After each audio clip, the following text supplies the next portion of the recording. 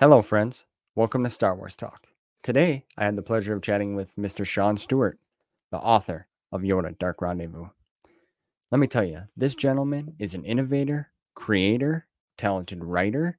He's worked in a lot of different fields and genres, and our conversation was incredible. Hopefully, you'll get some insight on the novel and also some of the other amazing projects that he's worked on.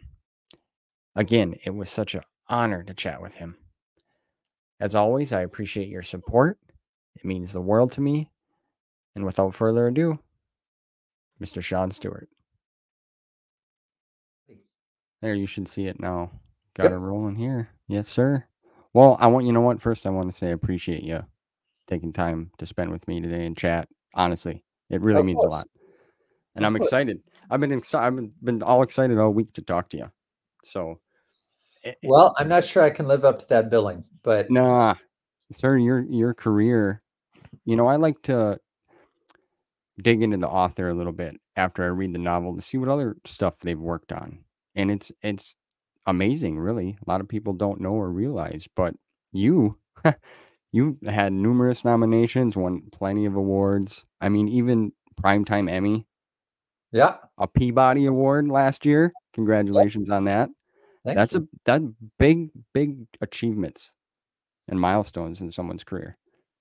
It's yeah, I mean, I've been lucky enough to be in the wrong place at the right time a lot of times. Um, the I don't want to get too far from the Star Wars, but the Peabody was sweet because it was for a piece of work that I think was genuinely mattered and was also the kind of absolutely crazy science fiction that does not normally get nominated for Peabody Awards. So, Yeah. Well, I mean, it I wanted to talk to you a little bit about it because I had no idea. You were like the creator of the ARG I'm the writer guy of the group. Yeah. of the group. The guy whose concept it originally was is a guy named Jordan Weissman, who, if you're a gamer from way back, Jordan Weissman was FASA Interactive, Shadowrun, Mech Warrior, HeroClix, was making supplements for pen and paper the original The, diagrams for the Star Trek role-playing game were the first product he ever made and were later folded back into Star Trek canon. So Jordan's been doing a lot of things for a long time. Um, yeah. And then you were the one that got to write that, and I was the one that got to write it. Yeah. which is So which is crazy. And it's it's awesome. it was super fun. It was a fun team. Again, we can jump back to Star Wars in a second, but it was Jordan who has all those game credits I mentioned, and it was me writing, and the lead designer was Ilan Lee, who will some of your listeners, viewers, readers, I don't know what they are, your audience, will know as the guy who runs Exploding Kittens, which is right now one of the world's biggest game companies. Yeah. Yeah. The tabletop thing is always been a big deal. Even when it comes to card games. I have some friends that actually own a local shop, and there's plenty of fandom still for all that stuff that goes Yep, on, yep, yep. and they For sure. really get into it. They surely do. But so you were recently at Legends Con. You were Yep. invited by the group that put that on, which is phenomenal for the Star Wars expanded universe side of things. So kudos to them for making this first time event. It's kind of like a history in the making, really, because there was never nothing that was done like that before. I had an amazing time. I loved everyone who worked on that convention. It's the first Star Wars convention I've ever been to. So super, super fun. Um, Yeah, and that's where I got some little insight on you. I didn't attend it. Unfortunately, I couldn't make that trip. I wanted to, and I supported the process of what they were doing. But I've heard like it was fun talking to you. You were excited to be there, and you, like I mentioned to you, the embracement of Yoda Dark Rendezvous. with the fans. Like, you didn't realize how appreciative they are of that. Yeah, honestly, I did not have yeah, that was surprising. You're right. I kind of get usually one or maybe two emails every year or year and a half. And other than that, I wasn't a big part of that world before I wrote the book and wasn't a part of that world after I wrote the book until much, much later. So I really didn't actually have much of a sense that it had, happened. And it was nice to find out that there were people who had indeed read the book and liked the book. And that was really gratifying because Yeah. Well, when I started getting in this journey with the Star Wars expanded universe side of things, that was always a book that was recommended to read. It was during the Clone Wars era, the multimedia project. It was about Yoda, Dooku, and this whole secret. It was great. We can get into that a little more, but it's just fascinating. I know a little bit of the story. Like, there was a novel in the works prior to this, and then something happened with that, and then you kinda came in. So I was just kinda wondering, how did you step into that role to write this novel? so you may know more or a different story than I do. So I will just tell you the story from my point of view, which is I got a call from my agent who said, Del Rey promised a book about Yoda and they're late. And they have no idea what the book about Yoda would be or who could write it. And they got late enough that the two editors at Del Rey who were in charge went out and said, listen, we're going to sit down, we're going to have lunch. Possibly there will be an adult beverage, and we're not going to leave until we figure out what the hell we're going to do.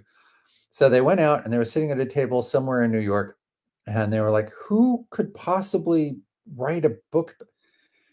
And as I was told, there was a 1, 2, 3, and then they looked up at one another and at the same moment said, Sean, which is, I don't know how you become the answer to that Jeopardy question. Uh, Um, I don't know what I mean, I retroactively have some ideas of why they might have said that, but I don't know that I would have given that answer if someone had asked me who should write a book about Yoda.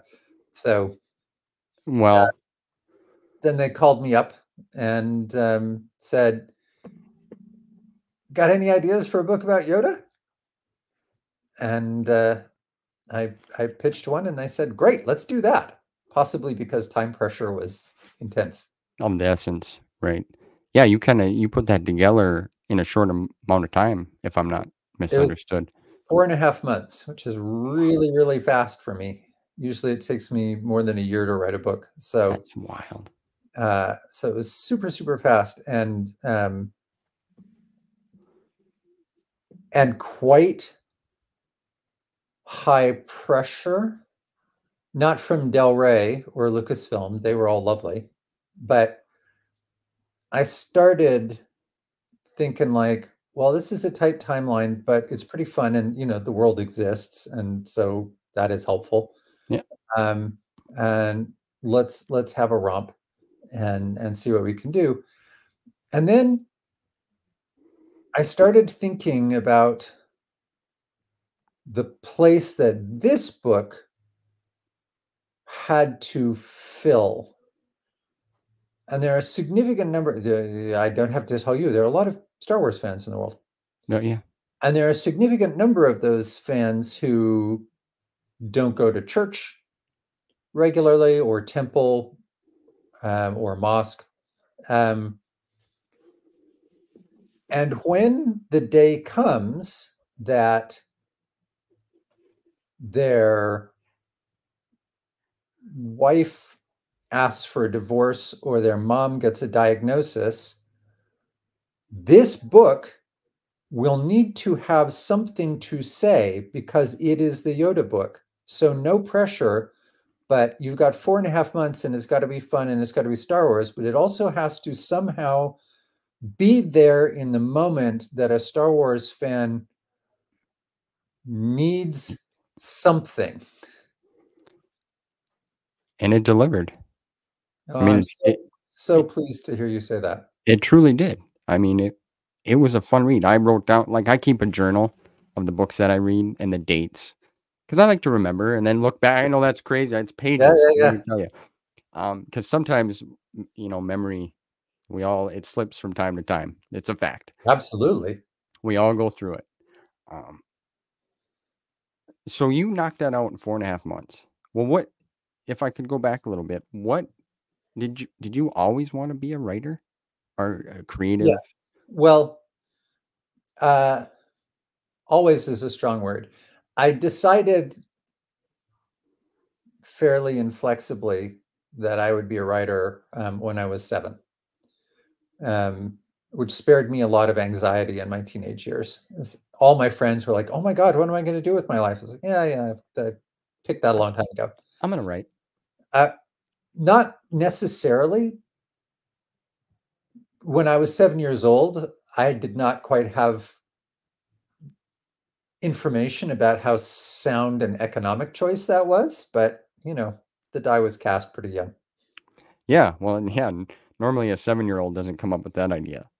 That's what I'm gonna do, and so I be it. I So I got a copy of The Hobbit for my 7th birthday, and that was amazing for me. And I went back to my mom after I read it. I said, "That was incredible. I only wish there were more." And she said, "Well, technically, there is more." I said, "That's amazing." Yeah, yeah. Um, and she had a copy of The Lord of the Rings with these covers that I always thought, sort of looked scary and grown up. Mm, But she said, "You could try it if you like." So I spent my summer reading The Lord of the Rings, and I said, well, actually, to be fair, what I really said is, I am absolutely going to Middle Earth. yeah. And then could not figure out how to do that. So then I said, okay, plan B is I'm absolutely going to do this. So Well, you should have packed a little satchel and you went outside and got a stick off a tree and made your way around the yard. it, yeah, it turns out that I'm better at the imagining part than the doing part. Well, that's a good imagination is key, right? It really is. There's something magical about when you're young and using your Mm, imagination. I remember that, pretending I was a Ninja Turtle or having a lightsaber and fighting imaginary whatever out in the yard. Like, yeah, them are good times. And it's also helps with creativity. It truly does. yeah. It is certainly my business to think so. Uh-huh. By the way, can I get you something to drink? Cup of coffee, water? Thanks. This tea I'll will t be great. I'll tell the "Hey, hon, Mr. Stewart needs a cup of little creamer and sugar." Thank you. Who knows? Well, maybe one day we'll be able to have some instant transmission where My I my my first published book, um, one of the pieces of science fiction technology was video phones, and yeah, here we are. I So, I was gonna say, I watched your TED Talk, and oh, I was blown away by that. Actually, I showed my wife a bit of it this morning, and she's like, "Wow," when you really think about it. I mean, you did that, I believe, what, back in 2010, yeah, yeah. 2013. Is this the The five 5 yeah, stages the of the Bard. Yeah, yeah, the Yeah, Bard 5.0. Yep. yes, and, not to jump off topic, but I'm sure everybody loves hearing because you're a wordsmith, sir, you truly are. Like, you've got to play in a lot of different genres and write, which I'm sure there's gotta be an approach that you take depending on what you're working on, right? Whether it's for TV, a novel, an essay, like, there's a mindset, right? There's a Yeah, that's an interesting jumping off point. So, one of the things that was actually a difficulty for me writing novels is I, I'm a bit of a magpie. I have a good ear for pastiche. Okay. If you said to me, "Hey, write me a scene like Proust, only it's got talking giraffes in it," I could do that. Yeah. Um, And as a novelist, that kind of gets in the way because a novel wants to have a voice. It doesn't want to sound like you're flipping through the channels. Yeah. And one of the reasons that I was a good fit in some senses for that first ARG and then the ones that came after it. And just to gloss for your listeners, an alternate reality game is one where a big story plays out serially, like a Dickens novel that came out, a chapter a week, but Yep. it plays out over the internet. And instead of being a single kind of storytelling in a single place, like it's a movie, it's a book, it's a video game, instead it comes to you, the audience, across every channel we can find. So there are websites, but there are also emails, but there might be phone calls, but there are also video clips. But we sent people faxes because it was a long time ago and people had faxes. We put ads in newspapers that became part of the story and embedded inside of TV spots and so wherever you looked around the world, part of the story might be there, and it was platform agnostic, if you like. Yeah. So and the basic idea of I'll just do this very quickly. Is it okay if I tell the origin story for the beast, just to kind of? Yeah, I would love to hear it, sir, honestly. So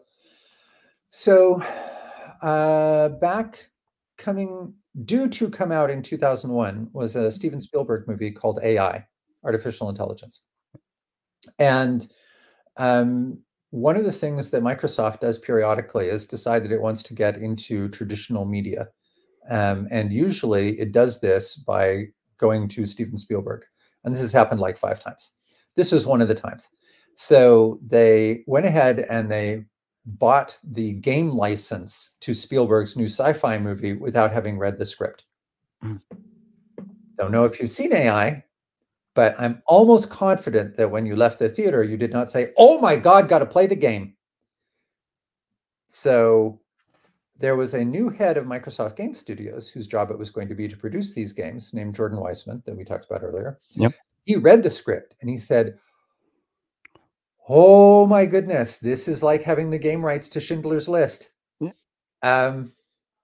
And then because Jordan is very, very clever, he thought to himself, okay, let's walk around the block and not panic. If we widened the lens from Schindler's List to the Second World War and said the Second World War is our sandbox, if we made that world, then Schindler's List would fit in that world, but I could also make a strategy game that would fit in that world, or a shooter game that would fit in that world. So by making this bigger world, we can fit these unlike things inside of it. So what we're going to do is we're going to build the entire world that AI takes place in, and the movie will be a thing that happens there, but there will also be these games that come off spurs from the movie. In the movie, for instance, you briefly see a kind of robot gladiatorial thing. It's a tiny moment that's not important in the film, but it would make for a great game. So we can situate all these things together. So then they said, okay, here's the pitch. And he went and pitched that to Steven Spielberg and Kathleen Kennedy, who was his producer and that you know for another reason right now. Yep. And said, hey, we're going to do this thing and AI will have a life on the computer rather than necessarily a sequel in a traditional thing. And they said, okay, that's cool, but we don't want like some dude from Microsoft writing that. So we want a real writer. And Kathleen Kennedy at that time had the option on a book called Snow Crash by a guy named Neal Stephenson, who was probably the hottest sci-fi writer of the 90s. And so she called Neal and said, hey, Neal, we'd like to do an experimental world building, maybe, I don't know, kind of commercial thing for our new movie. Would you like to be the writer? And Neal, who is enormously polite, very politely said, you know, the book thing's kind of working out for me, but I have a broke friend, which is where I enter this story. To come all the way back to the beginning of your question, making a world is good if you're good at pastiche. Yeah. Because it's character writing and it's bits of video writing. It's telling a story through emails. It's writing propaganda pamphlets. It's doing corporate website copy. Like it's all of the magpie things very, very, very fast to create this world and this story that sort of unrolled across 4.5 months in 2001. Yeah. So that's where that came from, and that's also kind of I've always had a little bit of that talent for pastiche, which sort of takes you in the wrong direction for a novel, but is very useful for this stuff. And for that project, we made 1,000 websites. We made updating them all the time, huge cast of characters through many, many venues, and it kind of supercharged that part. And so, after that, I kept being the guy who got the call, we're going to do this weird thing. We'd like to make this, Well, I did a project, we did a project together with Trent Reznor of Nine Inch Nails. yeah. And like Trent Reznor famously does scores for movies now, for instance, the score for The Social Network. But I got to score his album with stories. That's So yeah. it's all kinds of trippy, weird. Is there a kind of writing for that? Since you've done the background research, you know about I Love Bees, which was a big thing we did for Halo 2, which was basically a 5.5-hour radio drama. Yeah. A cut up, phenomenon. cut up Really. 45-second pieces and broadcast over the international payphone network. Yeah. But it was wild and it worked. And people loved it. Like it was in its time, it was massive. Yeah, yeah. It's fun. I've You've had a fun ride, sir. I've had a fun ride. Yeah, I've always anonymously, but I've gotten to be the coolest guy on the internet 2 or 3 times, and that's a fun day. Just just to know that. It's like, yeah, Yeah, I was there. yeah. Along with Jordan and Ilan and all the merry crew who made all those things happen. So Yeah, it's a team, it's a team. it's a band for sure. That kind Yes. of work is. It's been fun for me because I'm actually quite a gregarious person, and novels are it's a pretty individual act. Yeah.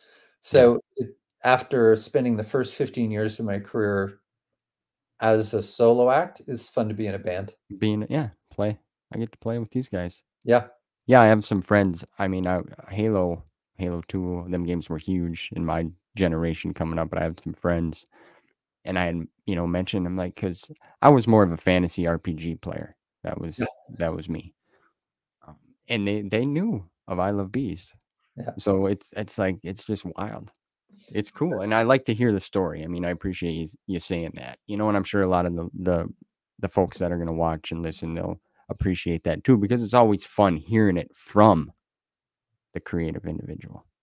The last thing, if you're a fantasy RPG guy, last piece of that story. So Neil recommends me to be the writer on the Beast, and Jordan Weissman calls me up and sort of tries to talk me through this idea. And 10 minutes in, he says, by any chance, have you ever heard of a role-playing game? And I said, if you're looking for a guy who's played Empires of the Petal Throne with the RuneQuest damage tables, that would be me. Yeah. So that was literally my secret handshake into this entire second career, was the tabletop RPG. Wow. That's cool and interesting. Do you prefer well, do you still play? Do you still play RPGs? And I rarely play. I'm busy making things. yeah, well, I know you're a busy guy. I was Uh, curious. It's always fun to know if you still get your game on. uh, every now and then I'll do a session, and I hang out in a crowd with a lot of gamers, so there's always a little fun going on. Excellent. So when you write a novel, when you're in that mode, is there a process that like? Do you like to write in the morning, at night, Oh,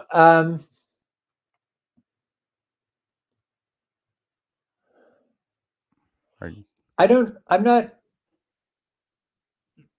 I mean, ideally, I like to have quite a bit of time to do it. I'm not especially fussy about, you know, time, time of day or that kind of process. But it's useful to.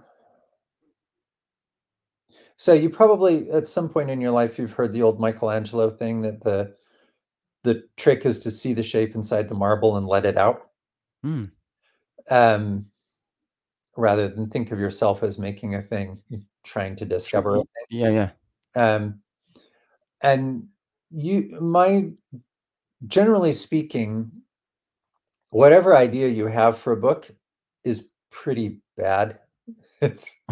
It's it's thin, right? You don't know the characters yet, and you haven't really gone. So in some senses, my general method has been to do some things quickly and then try to get out of my own way. And Wait. so whatever I can do to, I bring a couple of ideas and I start writing some things and then wait and see and then listen to what the book says. It Yeah. says, here are these 4 ideas. These 2 definitely go together. This 3rd one, I don't know. This 4th one maybe doesn't fit.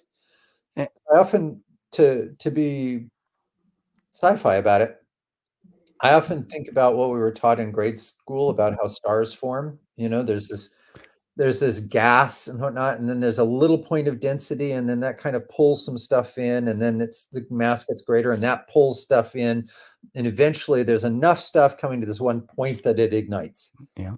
Um, and working on a book for me feels like that. And in some senses, you have to have your head in it enough that that you can feel the gravity beginning to pull Oh, something in and say, no, that's not really part of this.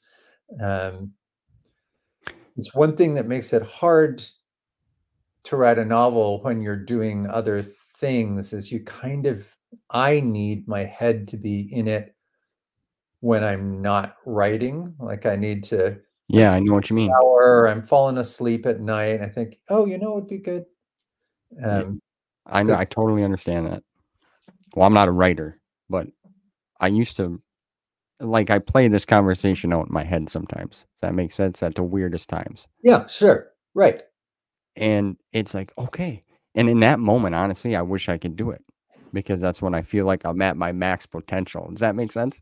Oh, 100%. There are plenty of times I'm in the middle of the night and I was thinking, oh, that'd be good. Oh, I got to get up and write that down because I won't remember in the morning. At Yeah. least, Yep. make the notes because you had it for a minute and, it's not guaranteed.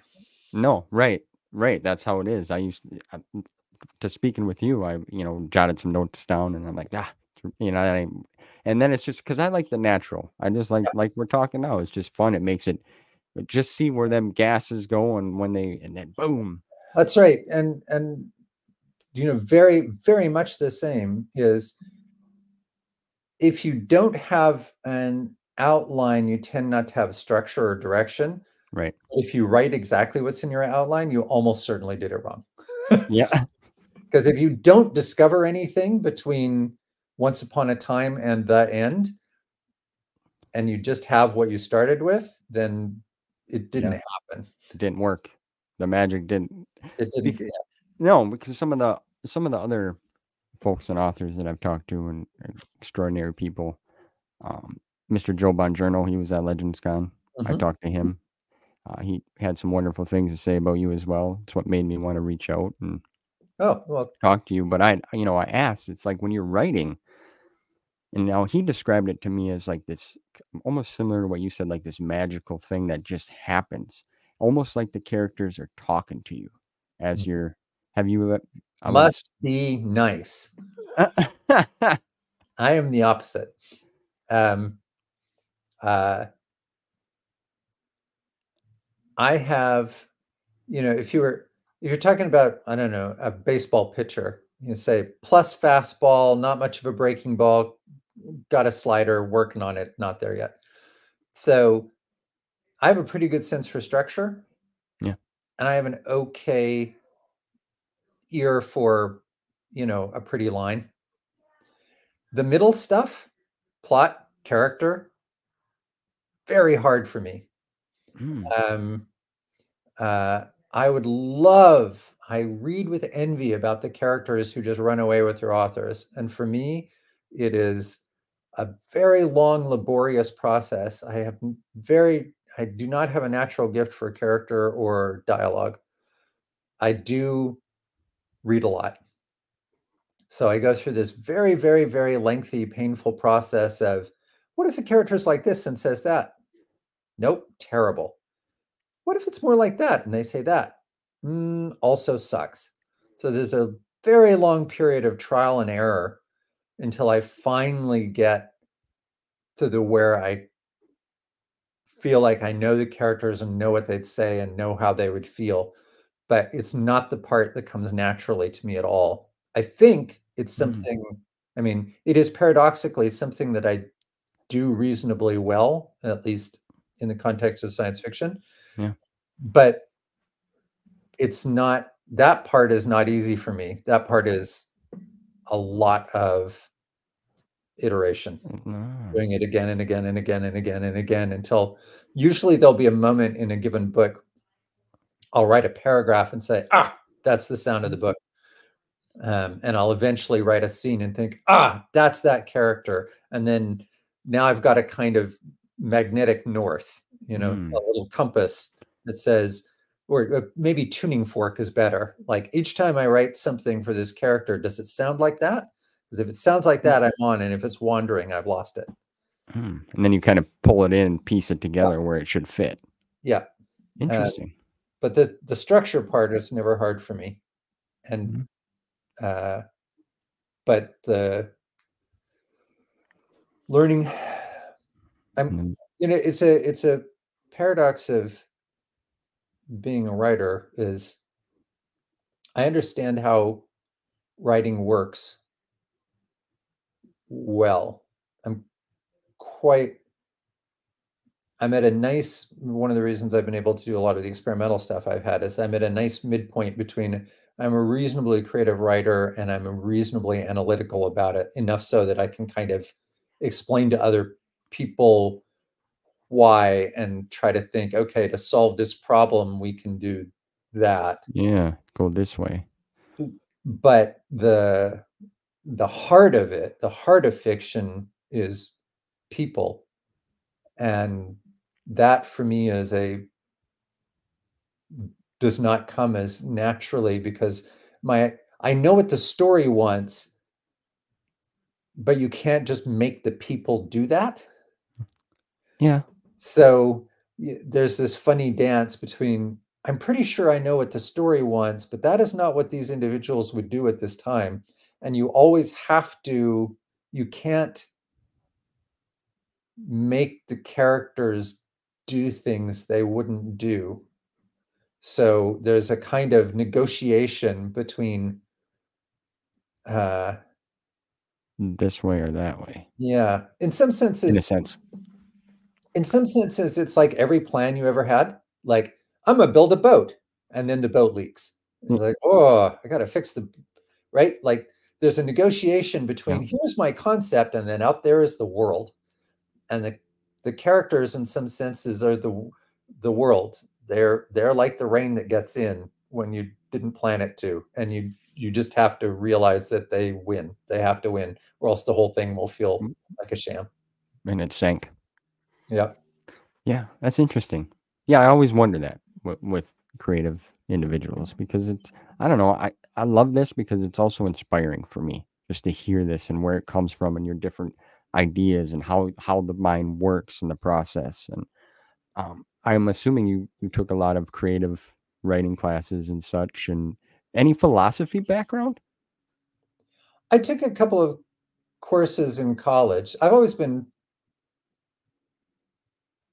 interested in that stuff, but I wouldn't say it's a deep background. I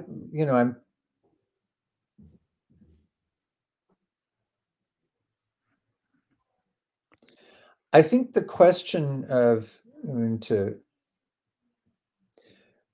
the problem of evil, for example, which the pop version is why do bad things happen to good people? Right. And another way of putting that is because why can be a bit misleading or take you down some blind alleys. But how do we go forward in a world in which bad things happen to good Happen people? I think that's a question we all need, everybody touches somewhere, right? at some point, Uh, absolutely.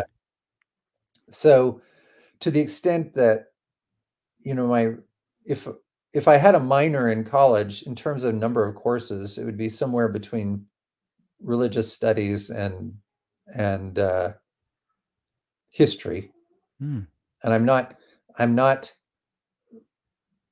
someone who would write down on a sheet that I belong to this faith or the other faith, but I've always been interested in it and respectful of it because I think the questions you're trying to get to are very important. And I would argue if we share this background in fantasy a little bit, I would argue that all the great fantasy novels, at least I'm out of date. Um, let's say when I was in my 20s or 30s, you could say that the great fantasy novels were always sourced, however indirectly, in a religious vision. Absolutely, yeah. Um, Tolkien's Catholicism informs The Lord of the Rings. Ursula Le Guin's sort of taking the Native American worldview for Wizardverse, Dune, if you like. Yeah, Um, in part, and it always seemed weird to me that out because we were in this strange place in literature in the second half of the 20th century in North America, where the only books talking about that stuff had like women in chainmetal bikinis on the outside. And that seemed weird. like, like official literature was about middle-aged sociology professors having affairs. yeah. And like, Bondage, plus, if that's what you as a writer are driven to write, I would not tell you not to, but it seemed to leave a lot of big stuff to Del Rey. Like, right, right. Uh, yeah, you mentioned some of them novels. I'm reading the Sword of Truth series by Terry Goodkind. I don't know if you're familiar with it. I don't know it. Yeah, No. Oh my goodness. I highly recommend it. It's uh it's a huge like 13 book series and they're right, like 900 pages. right. Them old fantasy books are, Yep, yeah, yeah. I know the kind. but you're hitting on everything that you just said of what it's about. It's fantasy, but it's got the religious feel to it, the good and evil and I totally agree with what you were saying, by the way. I l I was surprised by your answer, and that's kinda exactly how I feel too. I'm intrigued with the different religions of the world Mm. because there's always some big questions, right? And the whys and what ifs or how, if The you get what I'm saying. the one of the things that's always just to talk about that a little bit and to make it clear to the audience, I don't think you'll ever read anything by me and feel that I am proselytizing you or selling a religious viewpoint. It's Right. just that some of those questions that underlie things are important. Um, I I was bemused at some point in the last decade. There were I'm a I'm a big fan of George Martin, but there were Mm, fans saying this is so much more real and understands how you know dark the world can be in a way that isn't there in like the Lord of the Rings. And I was like, Tolkien was at the Somme. yeah. Yeah. Hey. I've met George Martin. He's a great guy. He was not in a trench in France where 865,000 men died over the course of 6 months. Right. There are no fantasy authors who understand the nature of evil more than Tolkien because he was at the Somme. He was yeah. I Um, mean, and the question is not, it was not to say, hey guys, look, check it out. There's evil in the world. It's like, that is the absolute condition of every moment of every day. Who can somehow survive, both physically, spiritually, emotionally? Mentally. Who, what, how can you come out of there unbroken is an urgent question. The idea that uh, there is evil in the world is something that if you didn't know that, you were not paying attention. Yeah, you missed that class. Um, so, Yeah. Well, to jump back in to Yoda Dark Rendezvous a hmm, little bit. First, I got something for you. So I have kids, okay? And my daughter, she comes up to me and she goes, Peebin. Now she calls me Peebin. This is a little fun fact for everyone now. My real name is Steven. Obviously, when kids are little, you know that you have yep, children. yep, They can't pronunciate the proper words yet. And we were yep, teaching her names. And I'm like, my name is Steven. And she looked up at me and goes, Peebin. And I just started laughing. And you know how little kids, yep, they got that chuckle that just warms your heart. yep. So she comes up to me. She's like, Peebin, who you talking to today? I said, well, Mr. Sean Stewart. She said, oh, well, who's that? I said, well, he wrote a book about Yoda. And I showed it to her. And she goes, does he know about Baby Yoda? And I just got a smile, you know? And I said, well, he probably does. And she goes, well, he should probably write a book about him. And since that's his dad or his son. So she goes and she colors this for you. And she's like, can you give this to him for me? That's amazing. And she wrote Star Wars on the top. She wanted me to tell you that too. So I That's said, I will do what I can amazing. to get it to him. Well, I am so touched. Yes, Honored is not too strong a word, she's a sweetheart. And then obviously this is the cover I showed her. right? I have the original, but a friend has it at the moment. Right. So a beautiful cover. But one thing I want to know, do they reach out to you and say, hey, we're reprinting this part of the Essential Legends collection? Do they touch base with you? I heard about it online first, and then eventually someone reached out and said, "Yeah," and I they sent me a box of author copies, and that was really nice. It's nice to see it out and Republished, yeah. republished. It's so many books happen and then they're gone. Um, That's a fact. you know, It's a shame. The history. There's a lot of history in novels. Lots of uh, history. but so it's really nice that it's back and possibly another generation will have a chance to take a look at it. Yeah, it came out back in 2004, I think and that's then right. yeah, and this came out last year, I believe. Yep. Yeah, so that's a But good just this spring. I think that was just this spring, or like May. spring. Yeah, Yeah. you're right. They've been doing them in waves, and Yep. sometimes it's hard to keep up, but it's great. And you talked about the story. You had 4.5 months to knock it out. Now, did you do any research okay, here, you got the gig. Got to Now, get. okay, this is Yoda. I need to do a little research. Did you go back and watch any of the movies? Yeah, I mean, so I had a couple of things. They had said, "Hey, we need to do something about Yoda, and it would be great if it could feature Count Dooku somehow to sort of lead into the next movie. And we might see Anakin or something." And they gave me a little bit of where I was in the timeline. Said this is about 6 months before um, the massacre in the temple. And I went and read the script for the upcoming film. Um, I was, because of my other work, I was once invited to come speak to the CIA about gaming and things for reasons that we can go into on another time. I will tell you that at least the building I was in, there was way less security to get into the CIA than there is to get into Lucasfilm to read a Star Wars script. Oh man. So anyway, that was funny. So part of my I made a pitch for what we could do as a story, um, which we can talk about later if you're interested.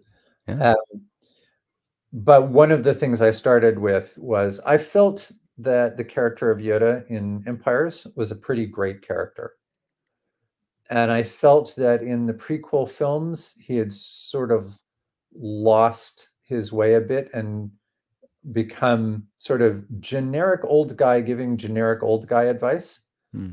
And so one of my, which let me hasten to say, there's a lot that goes into making a movie, and not everybody gets a million lines, and it's not necessarily the point to show, you know, there's only so much screen time and only so much audience focus. So this is Yeah. not It's this. like, But for me, part of the point of doing the book, to coin a phrase, is make Yoda great again. Um, uh, perfect. so, but what I said to Del Rey was, I love Star Wars. I had just turned 12 when Star Wars came out. I got a piece of white PVC tubing and strapped it to a flashlight with black electrical tape to make a lightsaber, like all of the things. Oh, You can, I mean, you can imagine if there had never been Star Wars and the first film came out and you were 12, you can oh imagine, man. right? Yeah. So I was all in. I went to see, the day I went to see Empires, I walked to a theater in what was, with wind chill, 60 degrees below zero. It was 35 degrees below zero and a hard wind blowing when Holy I went to see Empire. So like very committed. Die Hard. That's probably got to be like that's got to go down in history. That's Yeah, almost like walking to school in the snow both ways uphill. yeah, yeah. Well, I grew up in that town. Yeah. Uh, uh, I grew up in a very cold place. Um, so all that Hoth right there for Hoth, You or lived rather it. right there not wanting to be in Hoth because I lived in Hoth. Um, where is there a bantha and a lightsaber when you need it? Yeah. Um, so I said, I feel like I understand Star Wars storytelling, but on this timeline, I cannot possibly know all the canon. So I'm going to need a cheat sheet of some kind. So they said, we're going to give you two things. The first is a thing called a holocron, which was a CD-ROM with all of the Star Wars lore on it, which I realized as I sat there typing was probably worth more in the black market than my house, certainly than my car. And the other was an email address for a guy named Leland Chi, who was invaluable because I would literally fire off an email in the morning like, "Hey Leland, I need a blue alien. What are my choices?" And he would say, "Okay, here's three things that could work for you." I'd say, "Great," because there's just no possible way on that timeline to dunk yourself in Yeah. Deep all of dive. all of the Right. lore. So that was the thing, is I felt pretty comfortable with my own sense of what should be in a Star Wars story, but I told them I was just going to need someone to bounce things off of to keep the particulars in canon. Yeah. Yeah. Interesting. So you, well, just jumping back to being a kid, and did you ever think you'd be writing a Star Wars novel? Oh my God. No, I didn't. I got the first Star Wars book in hardcover for Christmas the year it came out. The first lines are, I believe, 2 meters tall, black, bipedal.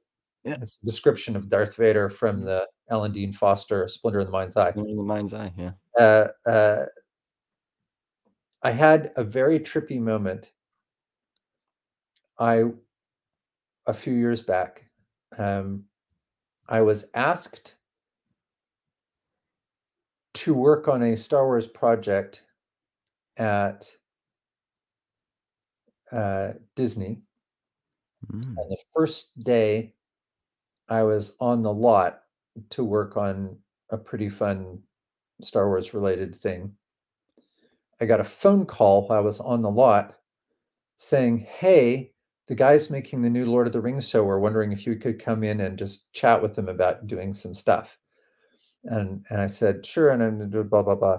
And then I talked to the people I was with, and I said, "Could you excuse me for a moment?" And I walked around the corner, and I just went, "Ah, I can't Oh believe this man, day! If 13-year-old me could see the day I'm having." that's wild.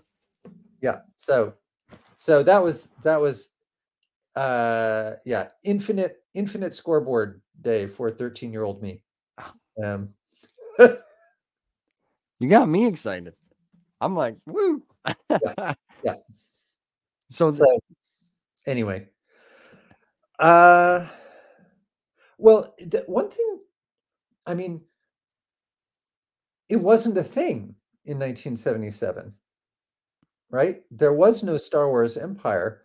There wasn't even the idea there would be Star Wars books. The only people doing that, Star Trek had just started. James Blish had started publishing books of dramatizations of the episodes, but that was it. It wasn't something that everyone did. It wasn't something that you expected. yeah, Remember, in 1977, the idea there will be books and comics hadn't been invented yet. yeah, that's true. I'm an 84 guy. Right. So But, but yeah, I mean, I can see that. those two, what we know now as fandom was they had just published some of the original Star Trek books and been surprised by how strong the response was. And people in sci-fi clubs on university campuses around America were starting to write their own Star Trek stories, which they would copy on Gestetner machines, which, if you've ever seen one, is like a giant cookie tray with purple jello in it. Um, uh, If it's we've came a long way since then. it's a very low rent printing press kind of thing. So I'm exactly the age to straddle from the moment in which there was nothing like fandom to, now, when Dive in, right? in some senses everything, including world politics, has been restructured as fandom. Um, That's true. so it's been astonishing to watch that progression. Yeah, Um, it is. We've come a long way. I mean, realistically, I mean, like you said, you worked on the AI back in 2001. Like, what's your thoughts on where we are now with like AI and like Chat GPT, like all these things? Just curious, just out of curiosity. well, Stephen, the other thing I'm doing two things right now. Well, three things. I'm talking to you. Yeah. I'm working on a novel, and I'm working on a generative AI startup, which maybe won't surprise you. So, tell you what, when we're done, if you like, I will send you a link and you can try testing a little demo that we're building. Oh my goodness, I'd be honored. Yeah. So, Yes, sir. so I have, Yeah. and Okay. if I can, I will jump.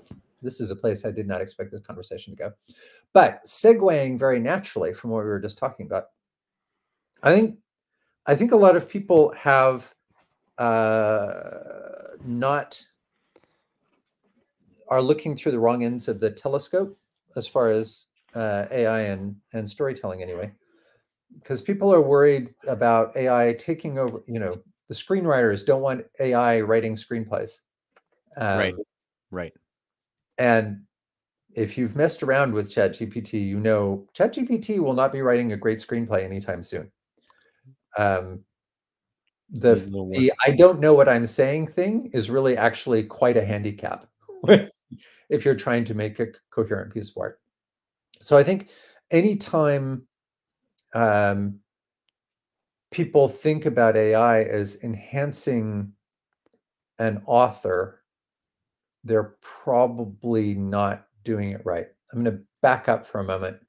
Um, So I spent a few years messing around in the world of AR and VR. And one of the things, if you spend much time with virtual reality on the production side, one of the things you will learn is the worst piece of VR you ever saw was made by someone with a film degree. Because every instinct of movie making is wrong for VR. If you think about what the three most important people making a film, the director, the editor, and the director of photography, all have one job, which is to control exactly what you look at every second to create an effect. The moment a piece in VR starts, the audience can just look the other way. Yeah. And people from film come to VR thinking, this is a way to make my movie more overwhelming. But it's not. It's a way to let the audience explore in a different way. Yeah. It's not about enhancing your power. It's about enhancing their power. So AI is not going to write a better novel than me, please God. But also, I now know a lot about AI, and I'm pretty confident about this. But what it can do that I can't, say I started a Star Wars story, and then you said, and I wanted to be about smugglers on Tatooine, and the guy next to you said, I want to be about the interior life of a bantha, and the next person said, it's Baby Yoda, but in a casino. And the next guy said, I could never write all those. I wouldn't want to, but AI can. So if instead of thinking of empowering the author, you think about empowering the reader, Yeah. now you're talking about something that AI can do, interestingly. If you think about, if you play a video game, the first video game you played, Pong, right? You slide the little paddle and the little thing goes bink, bink, bink, bink, and it kind of bounces like it should, and then you get to hit the paddle. The resolution is terrible. It doesn't feel like playing tennis, but it's cool because you did it. That's right. So imagine a story engine instead of a physics engine. So that you do something, you serve the ball into the world of Star Wars, and then something happens that's kind of story shaped and feels like Star Wars and comes back, and then you hit the ball again, and something story shaped and Star Wars shaped comes back. You will not, what we're trading off is the writing will not be brilliant, intentional writing of an artist trying to sell you on a worldview and explore things for you. What we're giving you is your agency. Your options, yeah. So if you just think about where video games were in the 80s, I think that's what people should be thinking about in terms of storytelling and art with AI, is we're going to make engines that let you play. And we're going to trade, like I can write, God, I hope, with a precision greater than the AI can do. But if the AI, by analogy, if you'll give me this, if the AI's graphics are just good enough, but the real fun is that you get to do it, even better, then we're on to something. And there is my thesis about AI. yeah. You know, it really, to me, so far from this conversation, sir, is you've been ahead of the curve in the time. Like, you were basically almost similar talking about this back in 2010. And your perspective on things is making it better for the viewer, the listener, the reader, making them be a part of that experience. And Yeah, that's really what it should be. and it's so yeah, you're very right. And you've done some research. So I don't know if you saw the talk from the Immersive Design Summit or from Power to the Pixel, but I gave the next talk I did after the TED Talk was a Power to the Pixel thing called The Tyrant in Winter, which basically said we are at a Magna Carta moment. Yeah. So the Magna for in case this isn't forefront of mind. The Magna Carta is the moment where the English barons came to the king and said, I know you're king and all, but you're going to have to share some power with us now. It's King John. You remember the Cowardly Lion from the The Disney. coward. Yeah. Yeah. Yes, So, sir. Let me put this in number again. Forgive me, you've probably heard this if you heard it talk, but on 2 fan fiction sites, on Archive of Our Own and fanfic.net, as of 2016, there were more complete stories set in the world of Harry Potter than there are words in all 7 books. Yeah. That's 2016. That's crazy. So not only has J.K. Rowling written less than 1% of everything ever written about Harry, J.K. Rowling has written less than 50% of everything ever read about him. That changes who owns in air quotes, You're right. an IP. And I would argue that, and I don't want to get into a heated thing here, but it's clear that there are elements of the fandom for Star Wars who have been fighting with Star Wars over whose vision of Star Wars. Yeah, that's true. Like, there has been a war over what should and will be canon. And that's a really interesting moment. And it's this goes back to the talk you saw that it's Tolkien owns LOR in a way that Rowling does not own Harry Potter. Yeah. And increasingly, we have to understand that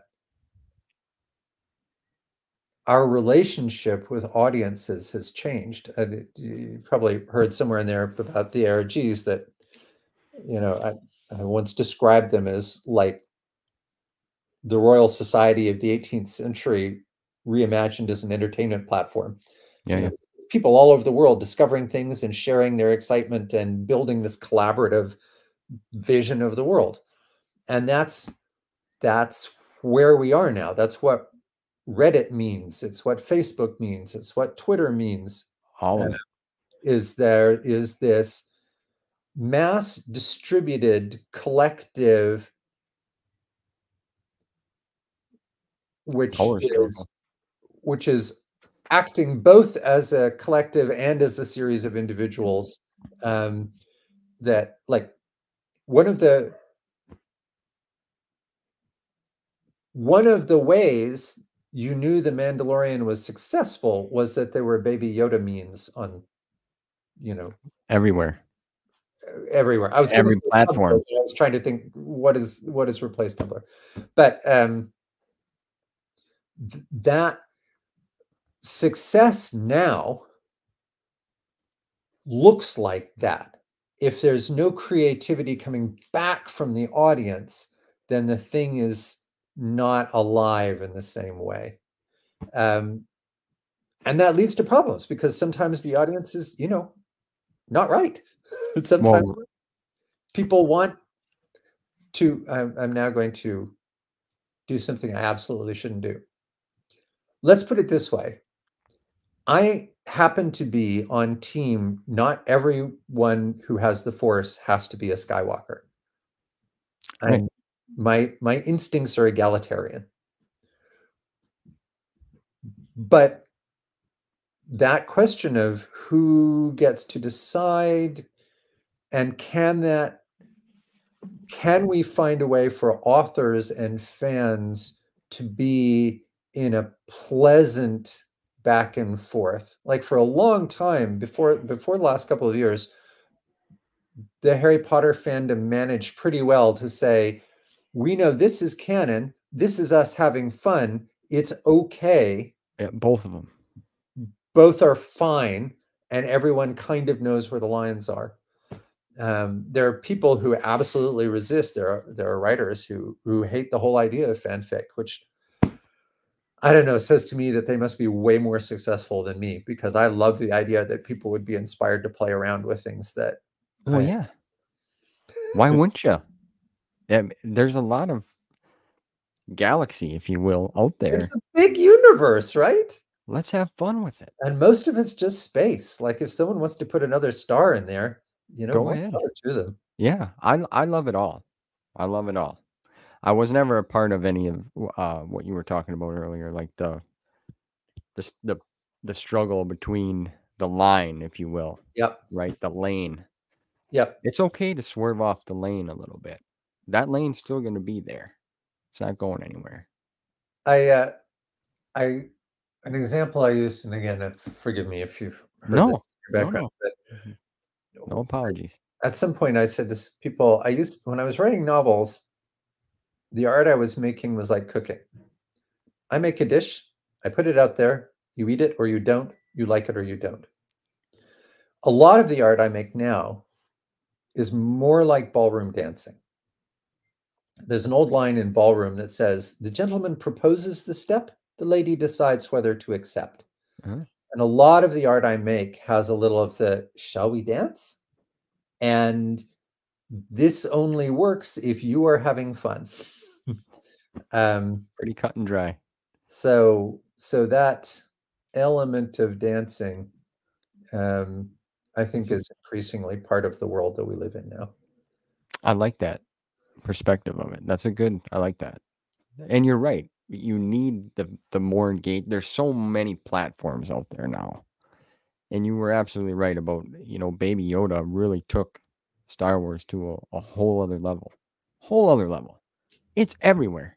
You buy underwear, socks, Yep. coffee cup, shoes, whatever. But then also what we generate as fans as well. So the marketing aspect, that all plays a big factor in it too. And to jump sideways from Star Wars, uh, no one right now is doing this better. No one is dancing in that sense with the fans better than Taylor Swift, Yeah, who has who is doing a phenomenal job of keeping a fun kind of fluid back and forth between her role as an author, but also inviting her fans in to be a kind of part of it. co-creating. Yeah. Like she's writing the songs, but they all make Taylor Swift. You Yeah. know what I mean? Yeah. You're right. We need more of that. We need, back to good and evil and bad things in the world. We need more positive, Mm, fun, mm. collaborative engagement with everyone, right? It is powerful. I mean, one of the things about this stuff, um, well, actually, I have a very good, oh, might run afoul of some people again, but I'm going to do it anyway because it's important. Yeah. So, you want to talk about the dark side of the force and the light side of the force. Yeah. Oh, yeah. Let's do it. So, when I worked on the first ARG and I felt this extraordinary power of this kind of collaborative, you know, this ballroom approach, like the story I tell, but I'll tell it quickly. One of the main characters had been raised by her grandmother, and in the course of the story, her grandmother died. And the next day, I turn on my computer, and there are hundreds of condolence emails to this character's email address. Hundreds. And they're saying, I'm so sorry for your loss. And they're saying, I was raised by my grandparents too. I know what you're going through. And they're saying, my grandfather died last week, Oh, and I am here for you, to a fictional character. That heat. And she would respond. right. Rather, I would do something. I couldn't answer every email one by one, but in the story, I would reflect back, and it would change what was happening. So it's extraordinarily powerful. And I would, the best thing that happens when you write a novel is, I don't know, maybe it comes out and then 11 months later, someone nominates you for an award. But on the ARGs, you write something, I would finish at 3 a.m. in the morning, and by 9 the next morning, there would be 1,000 comments. Yeah. of people responding in real time, and some of that would change the next thing that I wrote. It's a very tight, very hot loop, comparatively speaking. And this sense that people had such ownership over it, and the sense that they were discovering the truths of this world, that hidden under the ordinary, there was this magical, extraordinary thing, and that they were all coming together to go on this mighty quest, right? Yeah, yeah. And then it was, what was it? Was it 2016, maybe 17? Someone who had been one of the moderators on one of the community moderators on the first ARG said, "Hey guys, there's this thing called QAnon,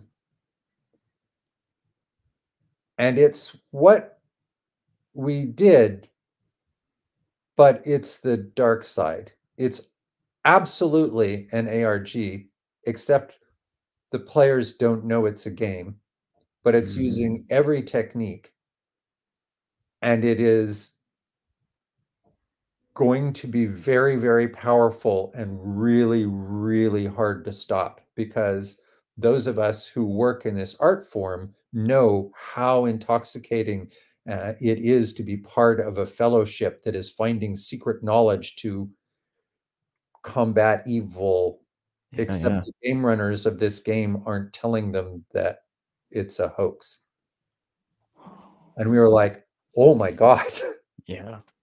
So I am a guy who's gone into the cave and seen, like, that is some of the most important work of my career, and it is impossible not to see this is how the Sith do it. Wow. Wow. Yeah, I'm just kind of like processing that being in your shoes. Pardon my French, but holy shit. Yeah. Yeah. Yeah. Now, I think I don't think it's that we taught them how to do that. At least I sure hope not. Yeah. I think it's endemic into the way it's a potential that is inherent in how we structure the world.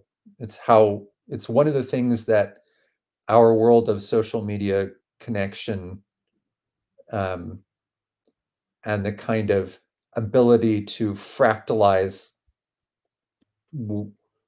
what information you look for and how it is served to you. This is one of the things that happens.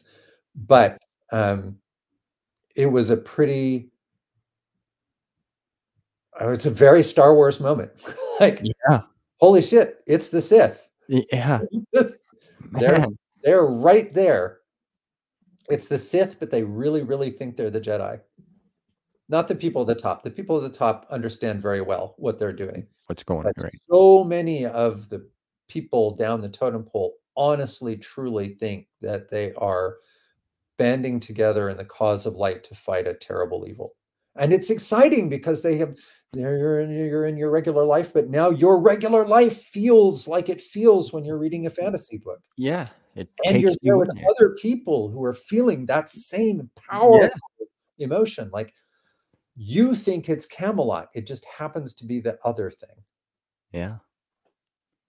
So And then be you it. get, some guy walking in with a rifle to a pizza shop saying, "Where is Hillary Clinton hid all the children?" And you're like, and I've had like, I went to school with a guy who is all the way in, and I'm saying basically, "Buddy, I make this stuff.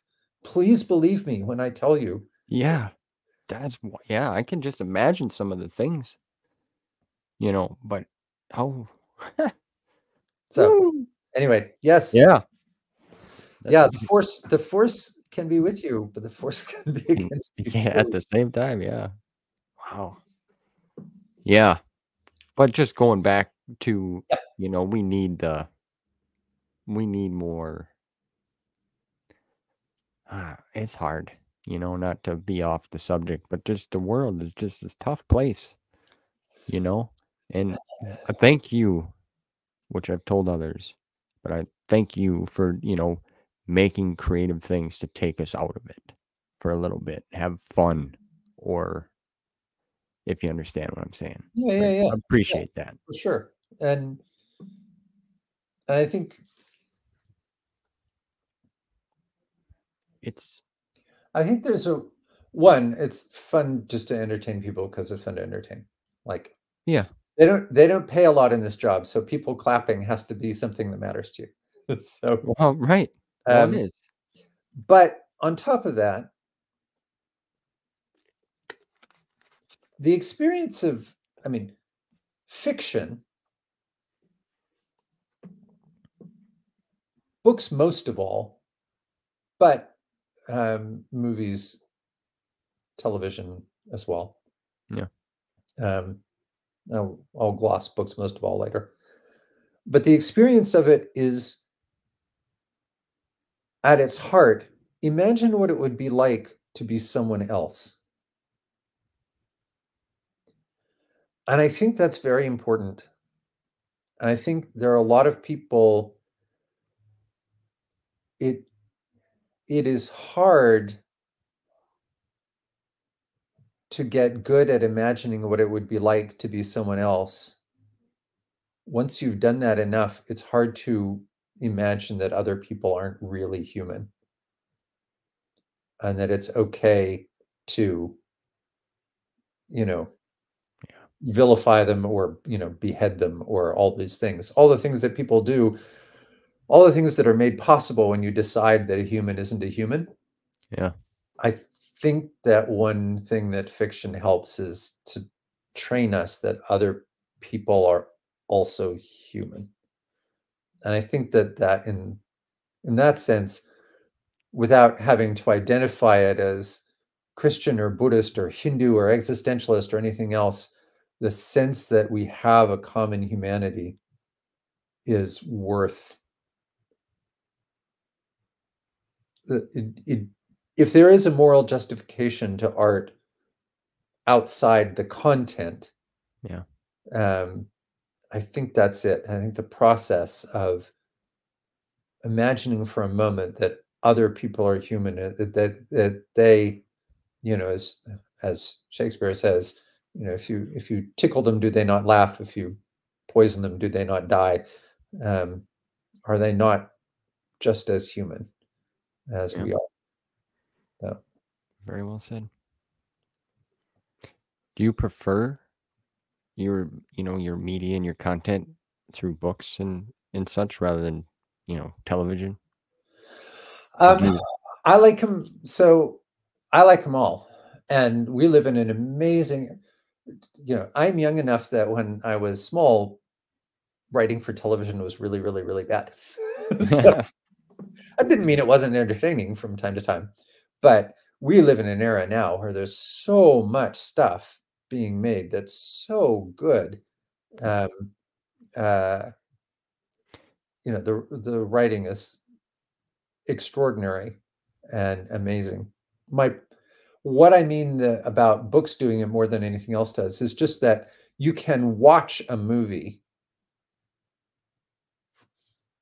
Yep. with, only with your eyes, but with a book, you're the projector and the screen, right? I Yeah. give you I give you